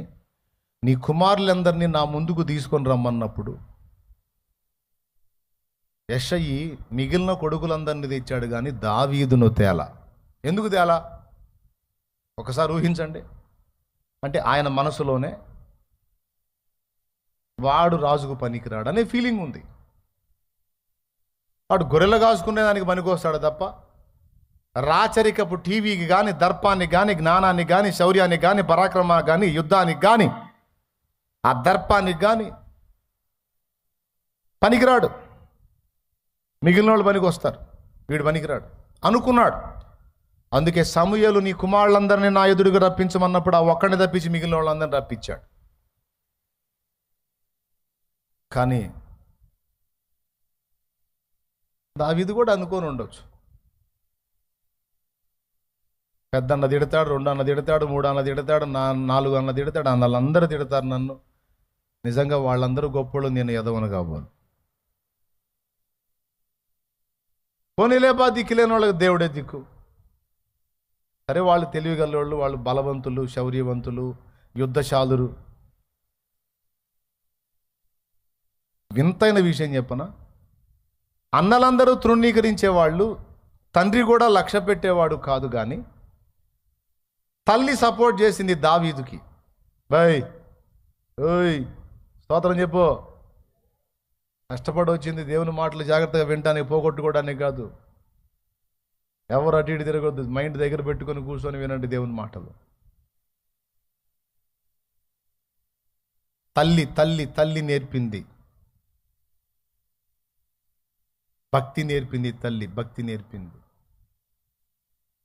అయితే గీతే ఒక భక్తుడిని అవుతాను, కానీ రాజును కాలేను, శౌర్యవంతుడిని కాలేను, పరాక్రమం. మా అన్నోళ్ళు పనోళ్ళు. దావీదు ఫీలింగ్ అదే, యెషయి ఫీలింగ్ అదే, దావీదు అన్నల ఫీలింగ్ అదే. బజార్లమ్మిటి బాలుడుగా దావీదు తిరుగుతున్నప్పుడు సమాజ ప్రజలు ఎవడన్నా అనుకొని ఉంటారా ఇశ్రాయేలుకు రాజని? వచ్చిద్దా ఊహ? కానీ వీళ్ళెవ్వరూ అనుకొనక మునిపే దావీదు అనేవాడు తన తల్లి గర్భములో రూపింపబడక మునిపే దేవుడు దావీదులో ఒక పరాక్రమము కలిగిన ఇశ్రాయేలు రాజును చూశాడు. అది నా దేవుడు.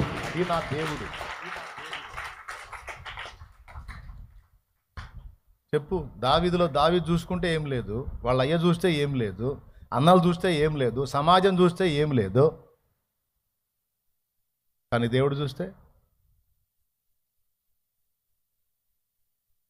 ఇశ్రాయేలుకు రాజు కనపడ్డాడు. గిద్యోను తనలో తాను చూసుకుంటే ఏమి లేదు, సమాజం చూస్తే ఏమి లేదు, దాక్కునేవాడు, పిరికోడు, భయస్థుడు. కానీ దేవుడు చూస్తే పరాక్రమము గల బలాఢ్యుడు కనపడ్డాడు.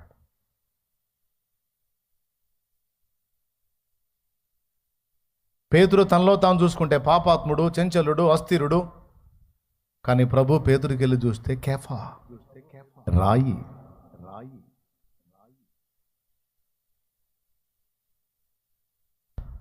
రాయి. ఈ రాయి అనే టైటిల్ ఎవరిదో తెలుసా? ఫస్ట్ యేసయ్యది. ఆ తర్వాత ఆ టైటిల్ కేఫాకి ఇచ్చాడు. ఆ కేఫా తర్వాత ఆ టైటిల్, కేఫా లాంటి చెంచలలో, పాపాత్మలో, బలహీనమైన మనకు కూడా సేమ్ టైటిల్ ఇచ్చాడు. అది వాక్యం. ఫస్ట్ ప్రభుదది, రాయి అనే టైటిల్. అదేందన్నా బండ కదా అంటారేమో. కాదు కాదు, రాయి. బండ ఉంది, ఆయనకి టైటిల్ రాయి కూడా ఉంది. దానియేలు గ్రంథములో చేతి సహాయము లేకనే తీయబడిన రాయి ఒకటి ఆ విగ్రహమును గూల్చినట్టుంది చూడు. నెబుకద్నెజరు దర్శనంలో కనపడ్డ విగ్రహం, ముఖం బంగారం, భుజాలు వెండి, పొట్ట ఇత్తడి, పాదాలు ఇనుము, ఏమండి ఆ వేళ్ళు అవన్నీ మట్టి. ఆ విగ్రహం ఒకటి కనపడింది అతని దర్శనంలో.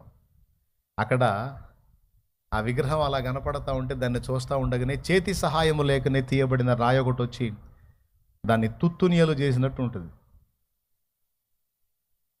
కనపడలేదా? అమ్మా చదువురా తల్లి.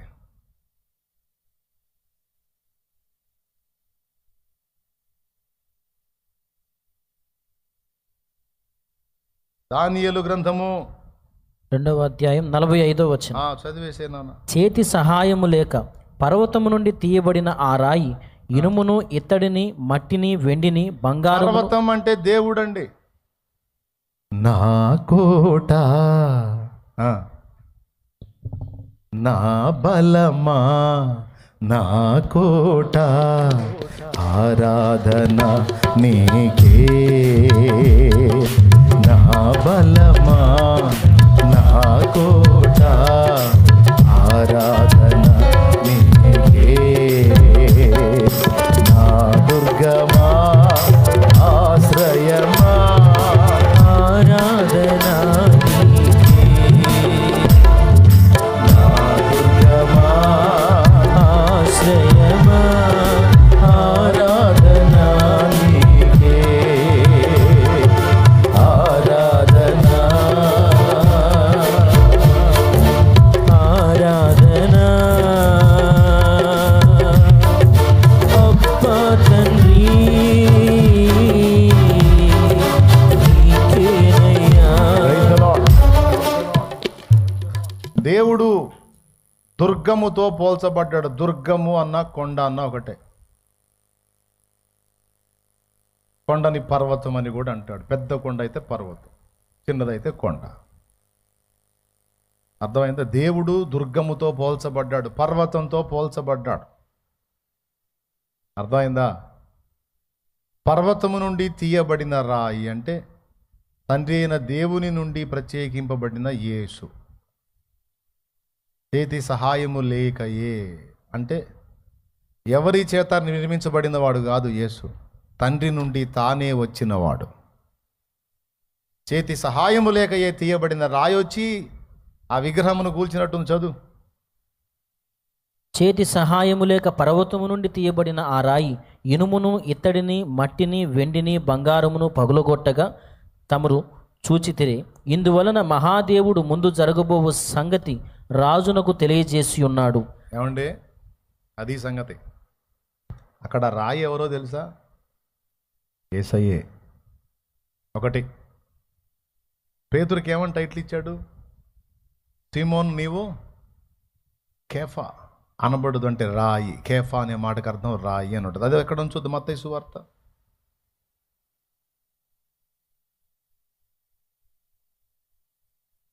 16:17 వచనం. చదువు. అందుకు యేసు, సీమోను బర్యోనా నీవు 16:17. సీమోను బర్యోనా నీవు ధన్యుడవు, పరలోకమందున్న నా తండ్రి ఈ సంగతులు నీకు బయలుపరిచినే కాని నరులు నీకు బయలుపరచలేదు. మరియు నీవు పేతురువు, ఈ బండ మీద నా పేతురు అన్న మాటకు అర్థం రాయి. రాయి కింద పుట్టినోట్లో ఉంటుంది చూడండి. పేతురు అన్న దగ్గర సీమోను అనే పేరును దాటించి పేతురు అని పెట్టాడు. పేతురు అనే మాటకు రాయి అని అర్థం. ఓకేనా?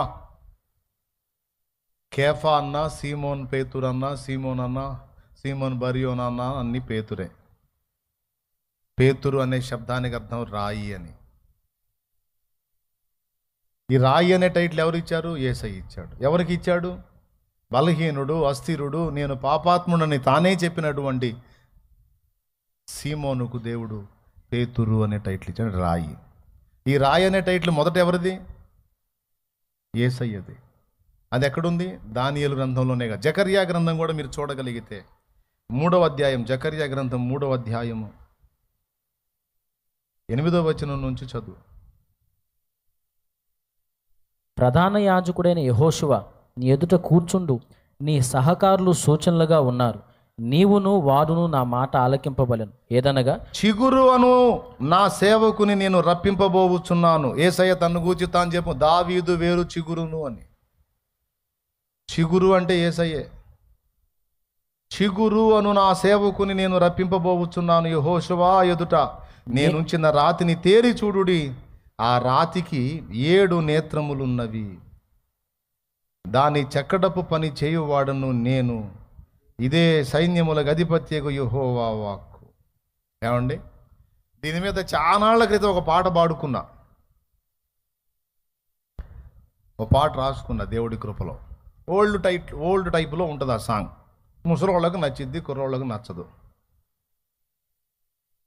సరే, ఎవరికి నచ్చితే నాకెందుకు, నచ్చకపోతే నాకెందుకు, నేనైతే పాడతా. యేసయ్య రాయిగా పోల్చబడిన వచనాలు అనేకము ఉన్నాయి. అందులో ఇప్పుడు 2 చూపించా. చేతి సహాయము లేక పర్వతము నుండి తీయబడిన రాయి, 7 నేత్రములు కలిగిన రాయి.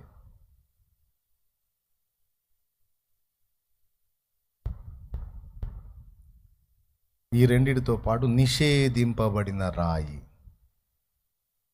మూలకు తలరాయి.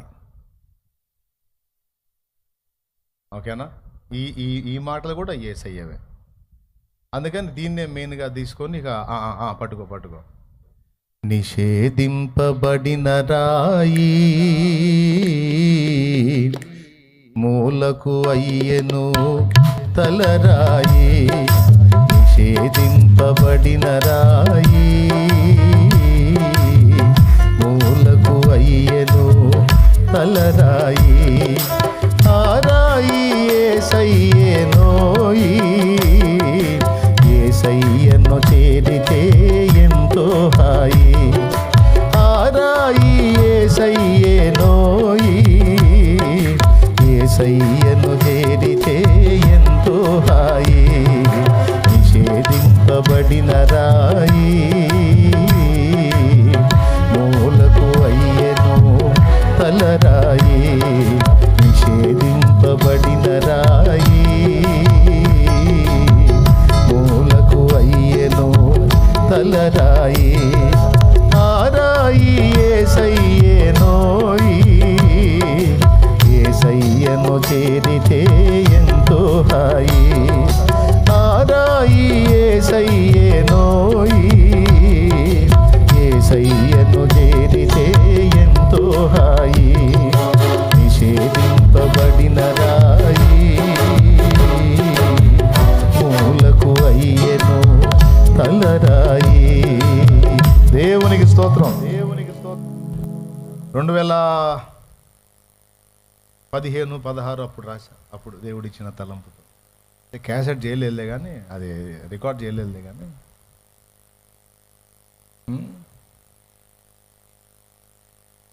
7 కన్నులు గలిగిన రాయి విగ్రహమును నలిపేసిన రాయి అని ఆ రాయి ఏమేమై ఉందని చెప్పి, ఆ రాయి యేసయ్యేనోయి, యేసయ్యను నమ్మితే ఎంతో హాయి. దేవునికి స్తోత్రం అని అప్పుడు పాడుకున్నా. కాబట్టి ఇప్పుడు చెప్పండి, రాయి ఎవరు అసలు? ఫస్ట్ రాయి ఎవరు? మీకు దండం పెడతాను, బుసు అని కూడా పెద్దగా చెప్పండి. ఇంకా ఎండ స్టార్ట్ కలేదు, ఎప్పుడు నీరసం వచ్చినట్టుంది మీకు.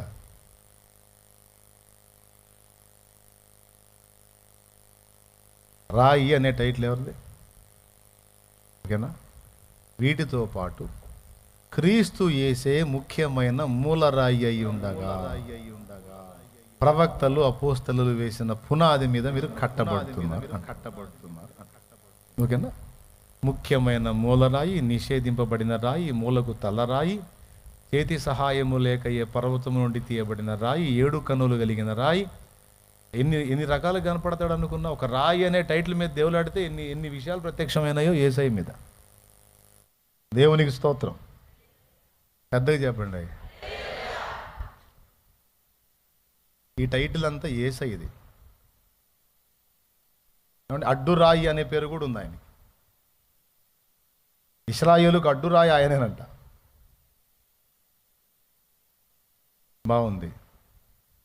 ఈ టైటిలు తర్వాత కేఫాకి ఇచ్చాడు. సీమోన్, నీవు పేతురువు, నువ్వు రాయివని. అంటే నేను ఒక రాయిని, నీవు కూడా రాయివి అన్నాడు. నేను రాయలేదు, రప్పలేదు సార్, నేను అంత చంచలంగా ఉన్నాను, అస్థిరుడుగా ఉన్నాను, పాపాత్ముడుగా ఉన్నాను, నాకు రాయి అంత సీన్ ఎక్కడ లేదు, నువ్వు రాయివి. నా అంతటి వాడివి అవుతావు నువ్వు అని చెప్పగానే చెప్పాడండి. నేను చెప్పేది వాస్తవం. మీరు కావాలంటే చూడండి, సీమోను పేతురు హతసాక్షి అయిన వైనం చూడండి మీరు. సీమోను పేతురు కూడా సిలువ మీదనే చనిపోయాడు. యేసయ్య సిలువనికి ప్రాణం పెట్టాడు. సీమోను పేతురు కూడా ప్రభు నిమిత్తము, పరిచర్య నిమిత్తము హతసాక్షి మరణం పొందేటప్పుడు తలక్రిందుగా సిలువ వేయబడి ప్రాణం పెట్టినట్టు చరిత్ర ఉంది. అంటే నా అంతటి వాడవని చెప్పేశాడు. ఎంత గొప్ప టైటిల్ ఇచ్చాడో చూడండి. ఎవరికి? ఆ తర్వాత అదే టైటిల్ మనకి ఇచ్చాడు. మళ్ళీ మనకెక్కడిచ్చాడు అంటే పేతురు పత్రికలోనే ఇచ్చాడు. అంటే రాయి పత్రికలోనే మనం రాళ్ళమని సాక్ష్యం ఇచ్చాడు. పేతురు పత్రిక అంటే రాయి పత్రిక. పేతురు రాసిన మొదటి పత్రిక 2వ అధ్యాయము 2వ వచనం నుంచి చదువు.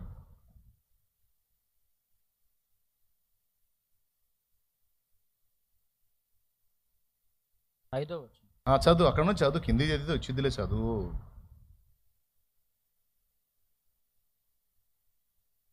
లేదా మనుషుల చేత విసర్జింపబడినను దేవుని దృష్టికి ఏర్పరచబడినది అమూల్యమును సజీవమైన రాయియగు ప్రభువునొద్దకు వచ్చిన వారై యేసుక్రీస్తు ద్వారా దేవునికి అనుకూలములకు ఆత్మ సంబంధమైన బళ్ళు నడిపించుటకు పరిశుద్ధ యాజకులుగా ఉండునట్లు మీరును సజీవమైన రాళ్ళవలె నుండి ఆత్మ సంబంధమైన మీరును సజీవమైన రాళ్ళు.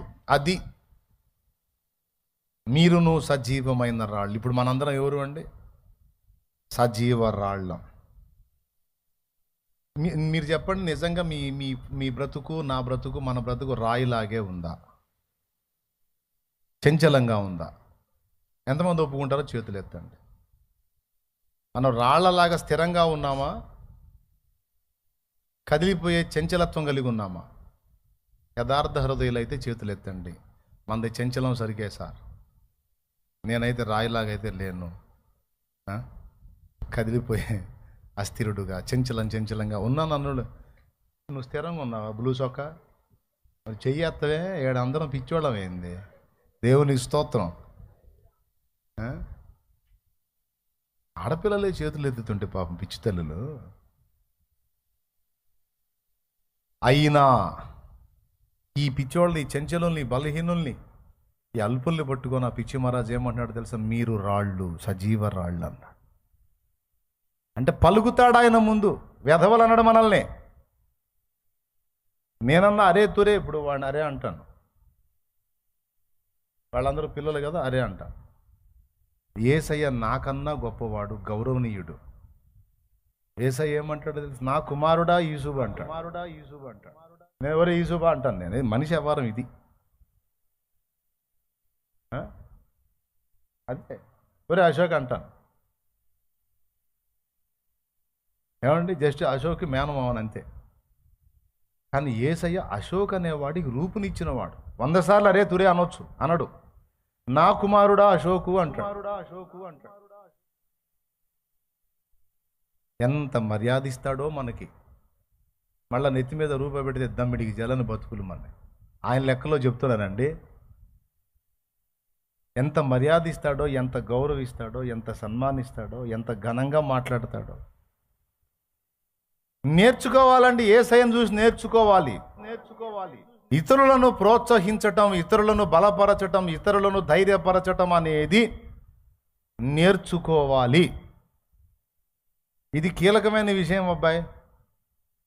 నీకు మైండ్ సరిగ్గా పనిచేస్తే ఇది దేవుడు నేర్పుతున్న బడి. అదే మూలవాక్యంలో మనం చదువుకుంది. ఒక్కసారి అక్కడ చూడండి, గలతీ పత్రిక. ప్రేమ కలిగిన వారై ఒకనికొకడు దాసులై ఉండుడి, ధర్మశాస్త్రమంతయు నిన్ను వలె నీ పొరుగువానిని ప్రేమించుమను ఒక్క మాటలో సంపూర్ణమై ఉన్నది అన్నాడు. ఒకనికొకడు దాసులై ఉండండి, ఒకరినొకడు సన్మానించండి, ఒకరినొకడు గౌరవించండి, ఒకరినొకడు ప్రోత్సహించండి. యజమానిని గొప్పోడని మెచ్చుకునే దాసుడు. మన ఎదుటోళ్ళని గొప్పోళ్ళని మెచ్చుకుంటే వాడిని పైకెత్తి మన కింద దిగినట్టు ఉంటుంది. ఎంతమంది ఒప్పుకుంటారు? అందుకే తొందరపడి మనం మెచ్చుకోం, ఈగో అడ్డం వస్తుంది. ఒకరికొకడు దాసులై ఉండటం అంటే అర్థం ఏంటో తెలుసా? నీకంటే ఎదుటివాడు నీకంటే గొప్పవాడని వానిని సన్మానించమని అర్థం, వాని ప్రేమించమని అర్థం. వాళ్ళకేం తెలిసొచ్చు, వీళ్ళకేం తెలిసొచ్చు, అంతా నాకే తెలిసొచ్చు అని చెప్పి కాబట్టి అనుకోవటం కాదు. ఇతరులు నాకంటే గొప్పవాళ్ళు, నేనే తక్కువ దాన్ని, నేనే తక్కువ వాడిని, వాళ్ళు గొప్పవాళ్ళు అని అనుకోవటమే కాదు, మాటలో కూడా వారిని ప్రశంసించి మాట్లాడాలి, ఎంకరేజ్ చేయాలి, ప్రోత్సహించాలి. మా అయ్య ఎంత తెలివిగలడో చూడండి. మా అయ్యకు మళ్ళా సంతకం పెట్టినానంటే వేలు ముద్ర వేస్తాడు, పెద్ద వేలు, పెద్ద ముద్ర వేసాడంటే పెద్ద ముద్ర పడిద్ది. సంతకం రాదు మా అయ్యకి. ఎంత తెలివిగల్లోడంటే ఆయన లైన్లో ఉండి కుటుంబాన్ని నడిపిస్తున్నప్పుడే నేను పిల్లవాడినై ఉండగానే అంతా నీదే, అంతా నీదే, ఇక నువ్వే నువ్వే. వాస్తవంగా హీరో ఆయన.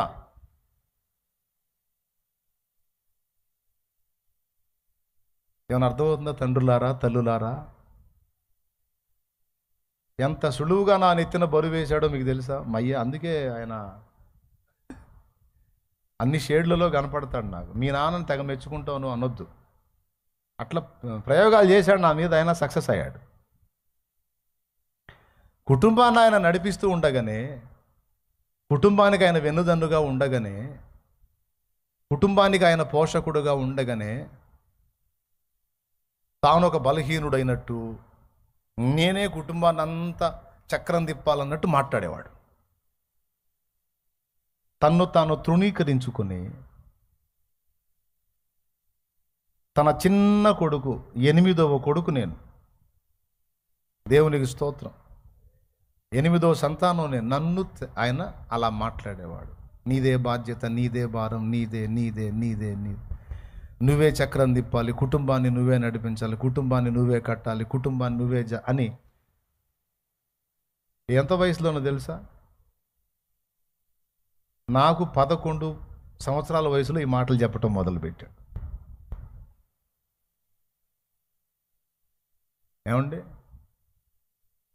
గురుజాపల్లి, చౌటిపాలెం, మిన్నెకల్లు, తంగడమల ఊళ్ళు ఉన్నాయిగా. బస్సులో ఎక్కి పాల బిందెలు తీసుకొని బస్సులో ఎక్కి నిద్రపోయా.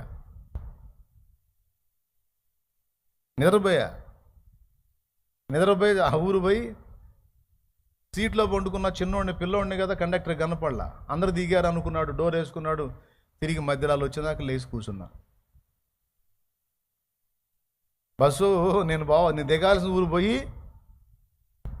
మళ్ళీ రిటర్న్ అయ్యి చౌటిపాలెం, గురుజేపల్లి, ఈటి, ఎడవల్లి ఇవన్నీ దాటుకొని మధ్యరాలు వచ్చినాక కళ్ళు తెరిచి చూసి నేను అనుకుంటున్నాను ఇంకా మధ్యరాల దగ్గరే ఉంది బస్సు, ఇంకా ఊరికి పోలేదు అనుకుంటా. అది పోయి కూడా వచ్చింది.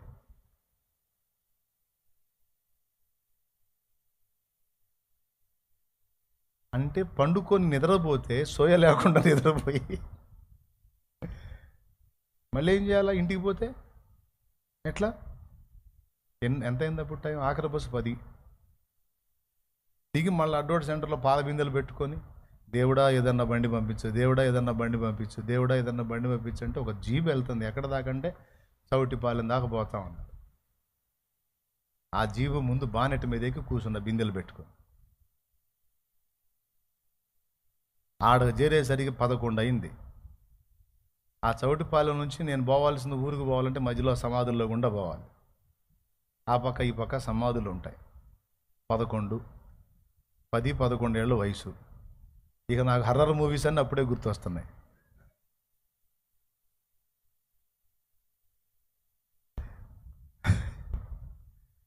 ఎంత ఆశోది వ్యవహారం అండి. ఊరు బాగొట్టుకొని మళ్ళీ వెనక్కి రావటం ఏందండి నిద్రపోయి. అంత బలహీనుడుగా నేను ఉన్నప్పుడే నా తండ్రి నాతో మాట్లాడిన మాట ఏమిటంటే, నువ్వే కుటుంబాన్ని నిలబెట్టాలి నాయనా.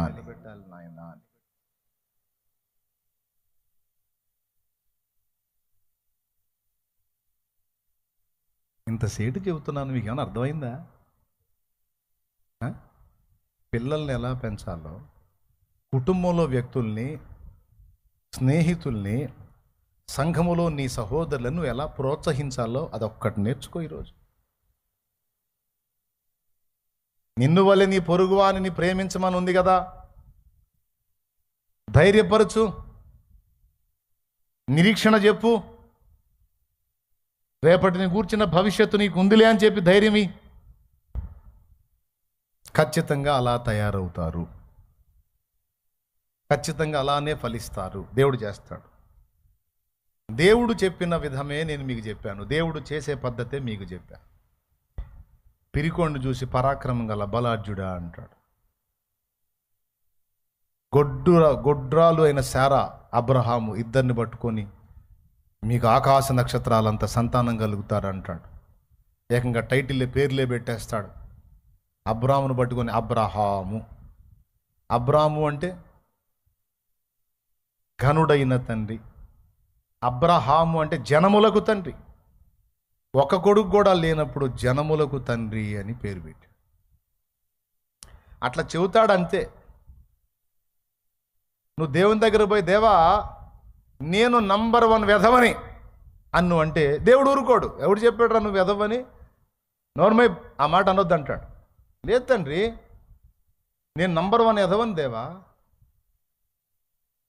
ఎప్పుడన్నా అన్నారా దేవుడు ముందుకెళ్ళి? పబ్లిక్లో కాదు, దేవుడు ముందుకెళ్ళి ఎప్పుడన్నా అనుకున్నారా? మోకాళ్ళు వేసి, దేవా ఎదవలు ఉంటారు కానీ నా అంత ఎదవ లేడు దేవా, నిజంగా దేవా పెద్ద ఎదవని దేవా నేను అని ఎప్పుడు అనుకోలేదు దేవుని ముందుకెళ్ళి? ఎంతమంది అనుకున్నారు? చేతులు ఎత్తండి. నా అంత పనికి మాలింది లేదు తండ్రి అనుకున్నావా? అనుకుంటే చేతులు ఎత్తి చెబుతాను, అమ్మా అయ్యా అనుకున్నారా? నేను కూడా అనుకున్నాలే, అందుకని చెబుతున్నాను.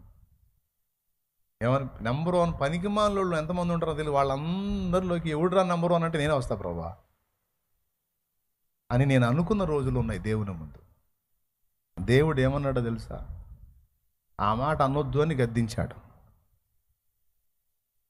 నువ్వు జనం ముందు అంటే అన్నావు, నా ముందు అనొద్దు నువ్వు. ఎందుకు ప్రభా? నేను పెద్ద ఎదవను ప్రభా. ఏయ్ ఆ మాట అనొద్దంటే అదే అంటావు. ఎందుకు ప్రభా అంటే నువ్వు ఆ మాట అని నన్ను కించపరుస్తున్నావు అంటాడు. అదేంది అంటే మరి ఎదవలు చేసేవాళ్ళ కనపడుతున్నానా నీకు? ఎదవల్ని పనికి మాలిన వాళ్ళని చేసి తయారు చేసేవాళ్ళ కనపడుతున్నానా నేను నీకు? పనికి మాలిన వాళ్ళని తయారు చేసే పనికి మాలిన పని పెట్టుకుని నేను ఒక పనికి మాలిన వాళ్ళని అవునప్పుడు ఏమైనా అర్థమైందా మీకు? ఎంతమందికి అర్థమైంది? ఎవడు చెప్పాడురా నువ్వు ఎదవని? ఎవడు చెప్పాడురా నువ్వు పనికి మాలినోడు అని? ఇచ్చోడా, ఈ ప్రపంచంలో ఎవ్వడికి లేని పవర్ నీకు ఇచ్చారని నేను.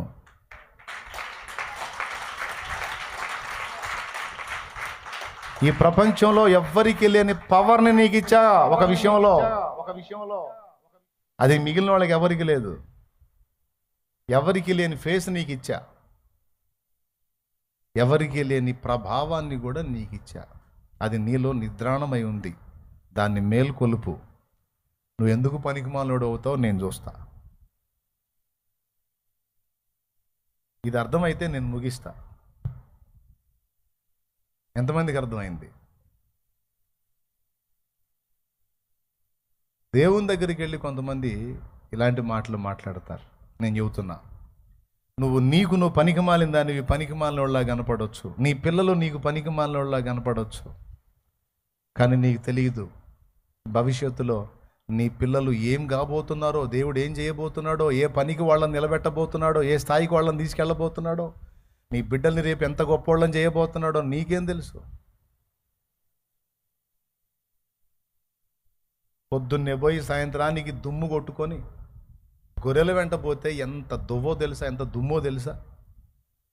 అవి అట్ట పోతుంటేనే పౌడర్ లేసి పడ్డట్టు పడుతుంటుంది మొఖాన. గొర్రెలు పోతుంటే అండి దుమ్మండి. పొద్దున్నే వాళ్ళమ్మ చక్కగా స్నానం చేపించి మంచిగా బట్టలు కట్టి ఆహారం కట్టి పంపించింది దావీదుని. పోయేటప్పుడు శుభ్రంగా పోతాడు పాపం, వచ్చేటప్పుడు గొర్రెలమ్మటి తిరిగి తిరిగి తిరిగి ఎండకెండి వానకు దడిసి దుమ్ము కొట్టుకొని బజార్లమ్మటి వచ్చేటప్పుడు ఎట్టొచ్చి ఉంటాడు?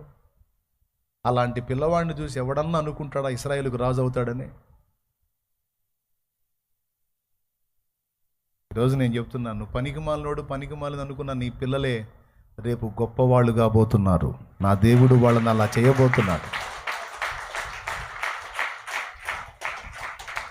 ఈరోజు నిన్ను చూసి నీ వాళ్ళు అంటుండొచ్చు, తమ్ముడా ఎదవరా నువ్వు ఒట్టి దద్దమ్మవరా, నువ్వు పనికిమాలినోడు, ఏది చేతగాదురా నీకు, ఏ పనికిమాలిందానా నీకు ఏది చేతగాదే, నువ్వు చవటదానివే, నువ్వు సన్నాసి దానివే, నువ్వు అలాంటి దానివే ఇలాంటి దానివే అని అంటుండొచ్చు మా నిన్ను. నేను ఒక మాట చెప్తున్నాను, నేను దేవుణ్ణి బట్టి చెప్తున్నా, నా దేవుడైతే నేను అలా అనడమ్మా. ఎందుకంటే చవటలను చేసేవాడు కాదు నా దేవుడు. ఆ అన్ననోళ్ళన్నీ మూతపడేటట్టు నా దేవుడు నిన్ను ప్రయోజనకరమైన పాత్రగా తీర్చిదిద్దుతాడు. అది జరగబోతుంది భవిష్యత్తులో.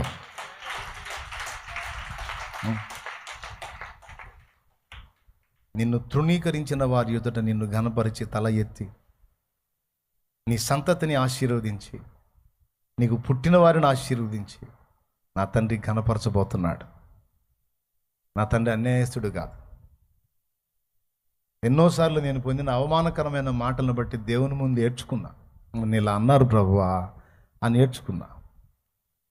అంటే దేవుడు నన్ను ధైర్యపరిచాడు. బాధపడకు బిడ్డ, బాధపడకు నాన్న. వాళ్ళంటే అయిపోయావురా నువ్వు, అలాగా వాళ్ళంటే అయిపోయావా? నేను కదా, నేనేమంటున్నాను, నాకు ప్రియమైన కుమారుడు నువ్వు, నాకు బహుప్రియుడు నువ్వు. దగ్గర ఆయన రెక్కల కిందికి తీసుకుంటే ఎంత ఏడుపో. వాళ్ళు అలా అంటే అయిపోయావా నువ్వు అలాగని? అరే 1,000,000 మంది అన్నా వాళ్ళ మాట పట్టించుకుంటావు, నా మాట తీసుకుంటావు.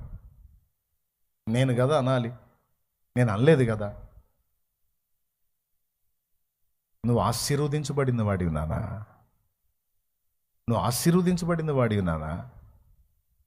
నువ్వు అనేకులకు దీవెనగా మారతావు, నేను చేస్తాగా. వాళ్ళ మాటలు బట్టి ఆడవకరా, కృంగిపోకు, ధైర్యం తెచ్చుకో అని ఎన్నిసార్లు నన్ను ధైర్యపరిచాడో నా యేసయ్య నాకు తెలుసు. ప్రాక్టికల్గా నేను అనుభవించాను.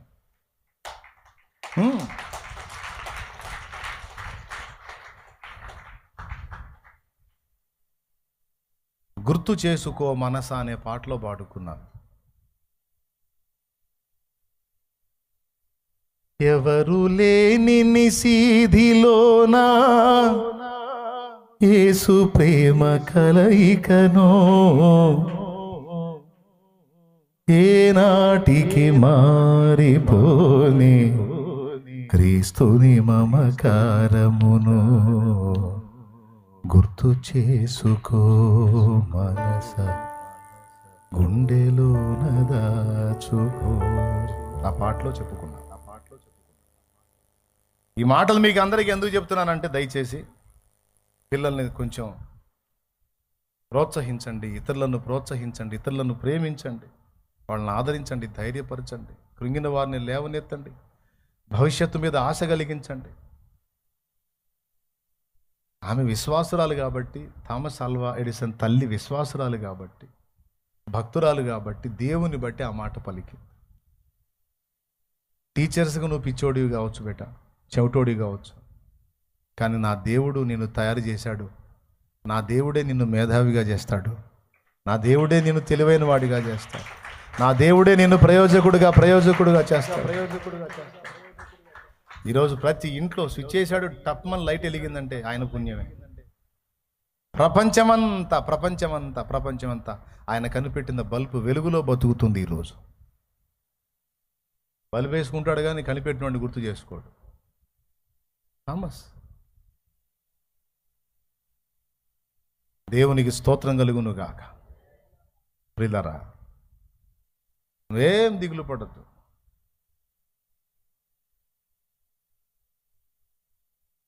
నా జీవితం ఇలా మారిద్దని నా ఫ్రెండ్స్ అనుకోలేదు. నాయనా, నా ఫ్రెండ్స్, నేను దేవుని పనిలోకి రాకముందు ప్రభువులోకి వచ్చాను, కానీ ప్రభు సేవలోకి రాలేదు. పని చేసుకుంటున్న స్థలంలో నన్ను చూసిన నా ఫ్రెండ్స్ పిలవటానికి వాడికి పరువు తక్కువ అని తలదించుకొని వెళ్ళిపోయాడు పక్కకి. చాలా లోపల ఏడ్చుకున్నాను నేను. వాడు చాలా బెస్ట్ ఫ్రెండ్ అనుకో. వాడు నా స్థితిని చూసి నేను ఎక్కడ వాడిని అరే అని పిలుస్తానో, ఆ స్థితిలో ఉన్న నేను వాడిని అరే అని పిలిస్తే వాడికి ఎక్కడ పరువు తక్కువ అని నన్ను ఇలా చూసి ఆ స్థితిలో చూసి టప్మని తల తిప్పుకొని వెళ్ళిపోయాడు వాడు. వాడి కర్మకాలి నాకు అదే వీధిలో 3-4 రోజులు వర్క్ చేయాల్సి వచ్చింది. ఇక వాడు వచ్చినప్పుడల్లా ఆ బజార్ టర్నింగ్ తిరిగినప్పుడల్లా నేను కనపడతాను కదా, నన్ను చూడాల్సి వచ్చిందని వాడు ముందుగానే అక్కడి నుంచే తిప్పుకొని పో. ఈ బాధ వాడికి ఎందుకు కలిగించాలి అని ఇక నేను వాడిని చూసి నేనే తలదించుకొని నా పని నేను చేసుకుంటాను. లోపల ఏడ్చుకున్నారు. అదే నా ఫ్రెండ్స్ కూడా అవమానంగా ఫీల్ అవుతున్నారు నన్ను చూసి. ఆనాడు వాడికి తెలియదు, కుటుంబ సభ్యులకు తెలియదు, ఎవరికి తెలియదు. ఇంకా చెప్పాలంటే చివరిగా నాకు కూడా తెలియదు నా జీవితం ఇలా మారిద్దని. నిజం, దైవ సాక్షిగా చెప్తున్నాను, నా జీవితం ఇలా మారుందని నేను కూడా అనుకోలేదు. ఈరోజు కూడా ఒంటరిగా కూర్చున్నప్పుడు అదే ఏడుపు వచ్చింది, ఏడ్చుకుంటా ఉంటాను. ఏం దేవా ఇట్లా మారింది లైఫ్. అలా మార్చాడు నా దేవుడు. ఈ రోజుకి నువ్వు ఏమనుకుంటున్నావు నీ పరిస్థితిని గురించి, దాన్ని అంతటిని తిరగరాసే దేవుడు నా దేవుడు, మార్చివేసే దేవుడు నా దేవుడు.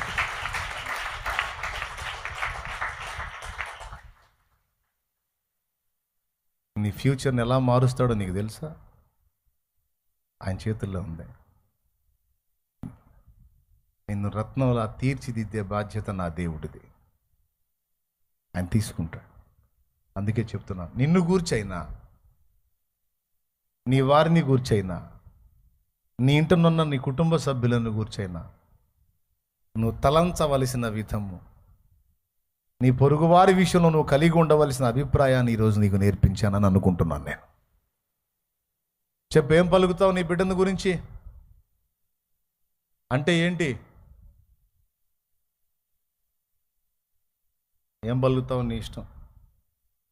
ఇంకెక్కువ చెప్పాలనుకోవట్లేదు, ప్రార్థన చేసేస్తా. ఎందుకంటే ముందే మాట ఇచ్చాను, పెందలాడు వదిలేస్తానని. తప్పకుండా శుక్రవారం చెప్తా. మూలవాక్యం దగ్గరికి నేను రాలేదు, జస్ట్ పునాదిలోనే ఆపేశాను. తప్పకుండా శుక్రవారం అందిస్తాను. ఎండ ముదురుతుంది, ప్రార్థన చేసేస్తాను. ఈరోజు మీరు నేర్చుకున్న ఈ అంశాన్ని మాత్రం మర్చిపోవద్దు. యేసయ్య ఎంత గొప్పోడో చూడు. ఆయన రాయి, తన బలహీన దాసుడైన సీమోనుకు రాయి అనే టైటిల్ ఇచ్చాడు. తన బలహీన పిల్లలమైన మనల్ని కూడా రాళ్ళు అని పిలిచాడు కనుక ఖచ్చితంగా అయ్యే తీరతాం. ఎందుకంటే ఆయన మాటే మనకు శాసనం. ఆయన మాట పలికాడు కనుక మనం అయి తీరతాం. విడుదల చేద్దాం, వాక్కును రిలీజ్ చేద్దాం, శుభవచనాన్ని పలుకుదాం. నీకు నీ మీద ఆశ లేకపోవచ్చు, నాకు నా మీద ఆశ లేకపోవచ్చు, కానీ మనందరం కలిసి ఆయన యందు ఆశ కలిగి ఉందాం.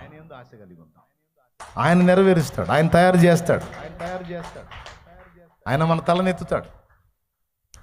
ఆనాడు తల దించుకొని పోయిన అదే ఫ్రెండు, మీ షాలేంరాజు పాస్టర్ అని మీరు చెబుతున్నారే, ఆ షాలేంరాజు అని ఆయన మా ఫ్రెండే అని వాడే ఎగిరెగిరి చెప్పుకునేటట్టు చేశాడు.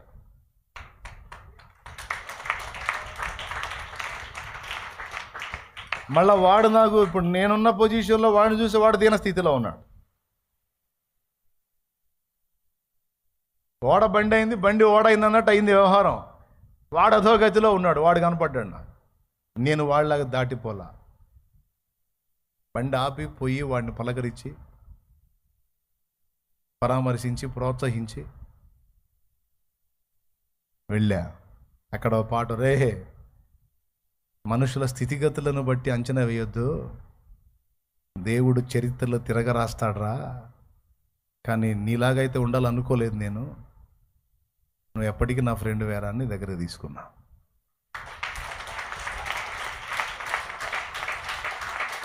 దేవునికి స్తోత్రం కలుగునుగాక. ఇది నాకు దేవుడు నేర్పిన సంస్కారం. నన్ను చూసి తల తిప్పుకున్నావు ఆనాడు నా దీన స్థితిని చూసి. ఈరోజు నువ్వు తల ఎత్తి చూసే స్థితిలో నన్ను దేవుడు ఉంచాడు. పలానా తాలూకా అని చెప్పుకుంటే నీకు ఘనత వచ్చే స్థితిలో నన్ను ఉంచాడు దేవుడు. దాన్ని బట్టి నేను ఎచ్చులు పడను. నేను ఆనాడు ఎలా ఉన్నాను, ఈనాడు అలానే ఉన్నాను. ఆనాడు నా పక్కన కూర్చొని చదివినప్పుడు నేను ఎంత ప్రేమించాను, ఈనాడు కూడా నేను అంతే ప్రేమిస్తాను. నిన్ను చూసి అయితే తిప్పేసుకొని పోనరా నేను. దేవునికి మహిమ కలుగునుగా. చేయడని ఏమన్నా గ్యారెంటీ ఇస్తావు? అలా చేయడా దేవుడు? మరి ఎందుకు కృంగిపోవాలి? ఎందుకు దిగజారిపోవాలి? ఎందుకు వీక్ అవ్వాలి?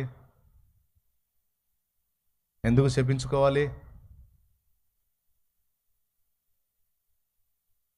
విఫలులు చేసిన విజ్ఞాపనలకు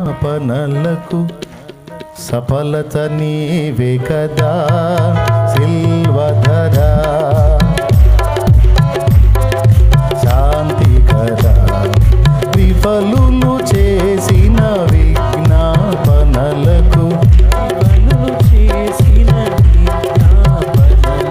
సఫలత నీవే కదా సిల్వధరా, పాపహరా, శాంతికరా. హే ప్రభు యేసు, హే ప్రభు యేసు, హే ప్రభు దేవసుతా, సిల్వధరా, పాపహరా, శాంతికరా. హే ప్రభు యేసు, హే ప్రభు యేసు. హల్లెలూయా. థామస్ ఆల్వా ఎడిసన్ తల్లి ఎవరిని ఫాలో అయింది చెప్పండి ఒక మాట. యేసయ్యను ఫాలో అయింది. యేసయ్య ఎలా మాట్లాడాడు? రివర్స్ మాట్లాడాడు. పిరికోడిని చూసి నువ్వు ధైర్యవంతుడు అన్నాడు, చెంచలుడిని చూసి నువ్వు రాయలాంటోడు అన్నాడు.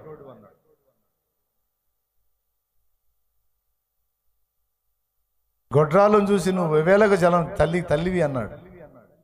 శారమ్మని ఆకాశ నక్షత్రములంత సంతతికి నువ్వు తల్లివి అన్నాడు. అంత రివర్స్. శాపాలు పలకపోతే శుభవచనం పలుకు. ఇలా ఇలా ఇలా ఇలా మాట్లాడు. వాక్ ఇలా రిలీజ్ చేయి. ఇది జరిగిద్ది. అది పలికితే అది జరిగిద్ది. కనుక సరి చేసుకుందాం. మన విషయంలో మనం పలుకునేది కానీ ఇతరుల విషయంలో పలికేది కానీ ప్రోత్సహిద్దాం. ఏం చేద్దాం?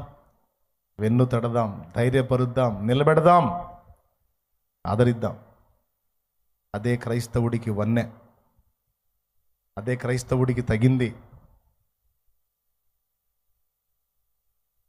నిన్ను చూస్తే అవతల వాళ్ళకి స్వాంతన కలగాలి, ధైర్యం కలగాలి, నీ మాటలు వింటే ప్రోత్సాహం కలగాలి. నిరాశ, నిరుత్సాహం, నిస్పృహ రావద్దు.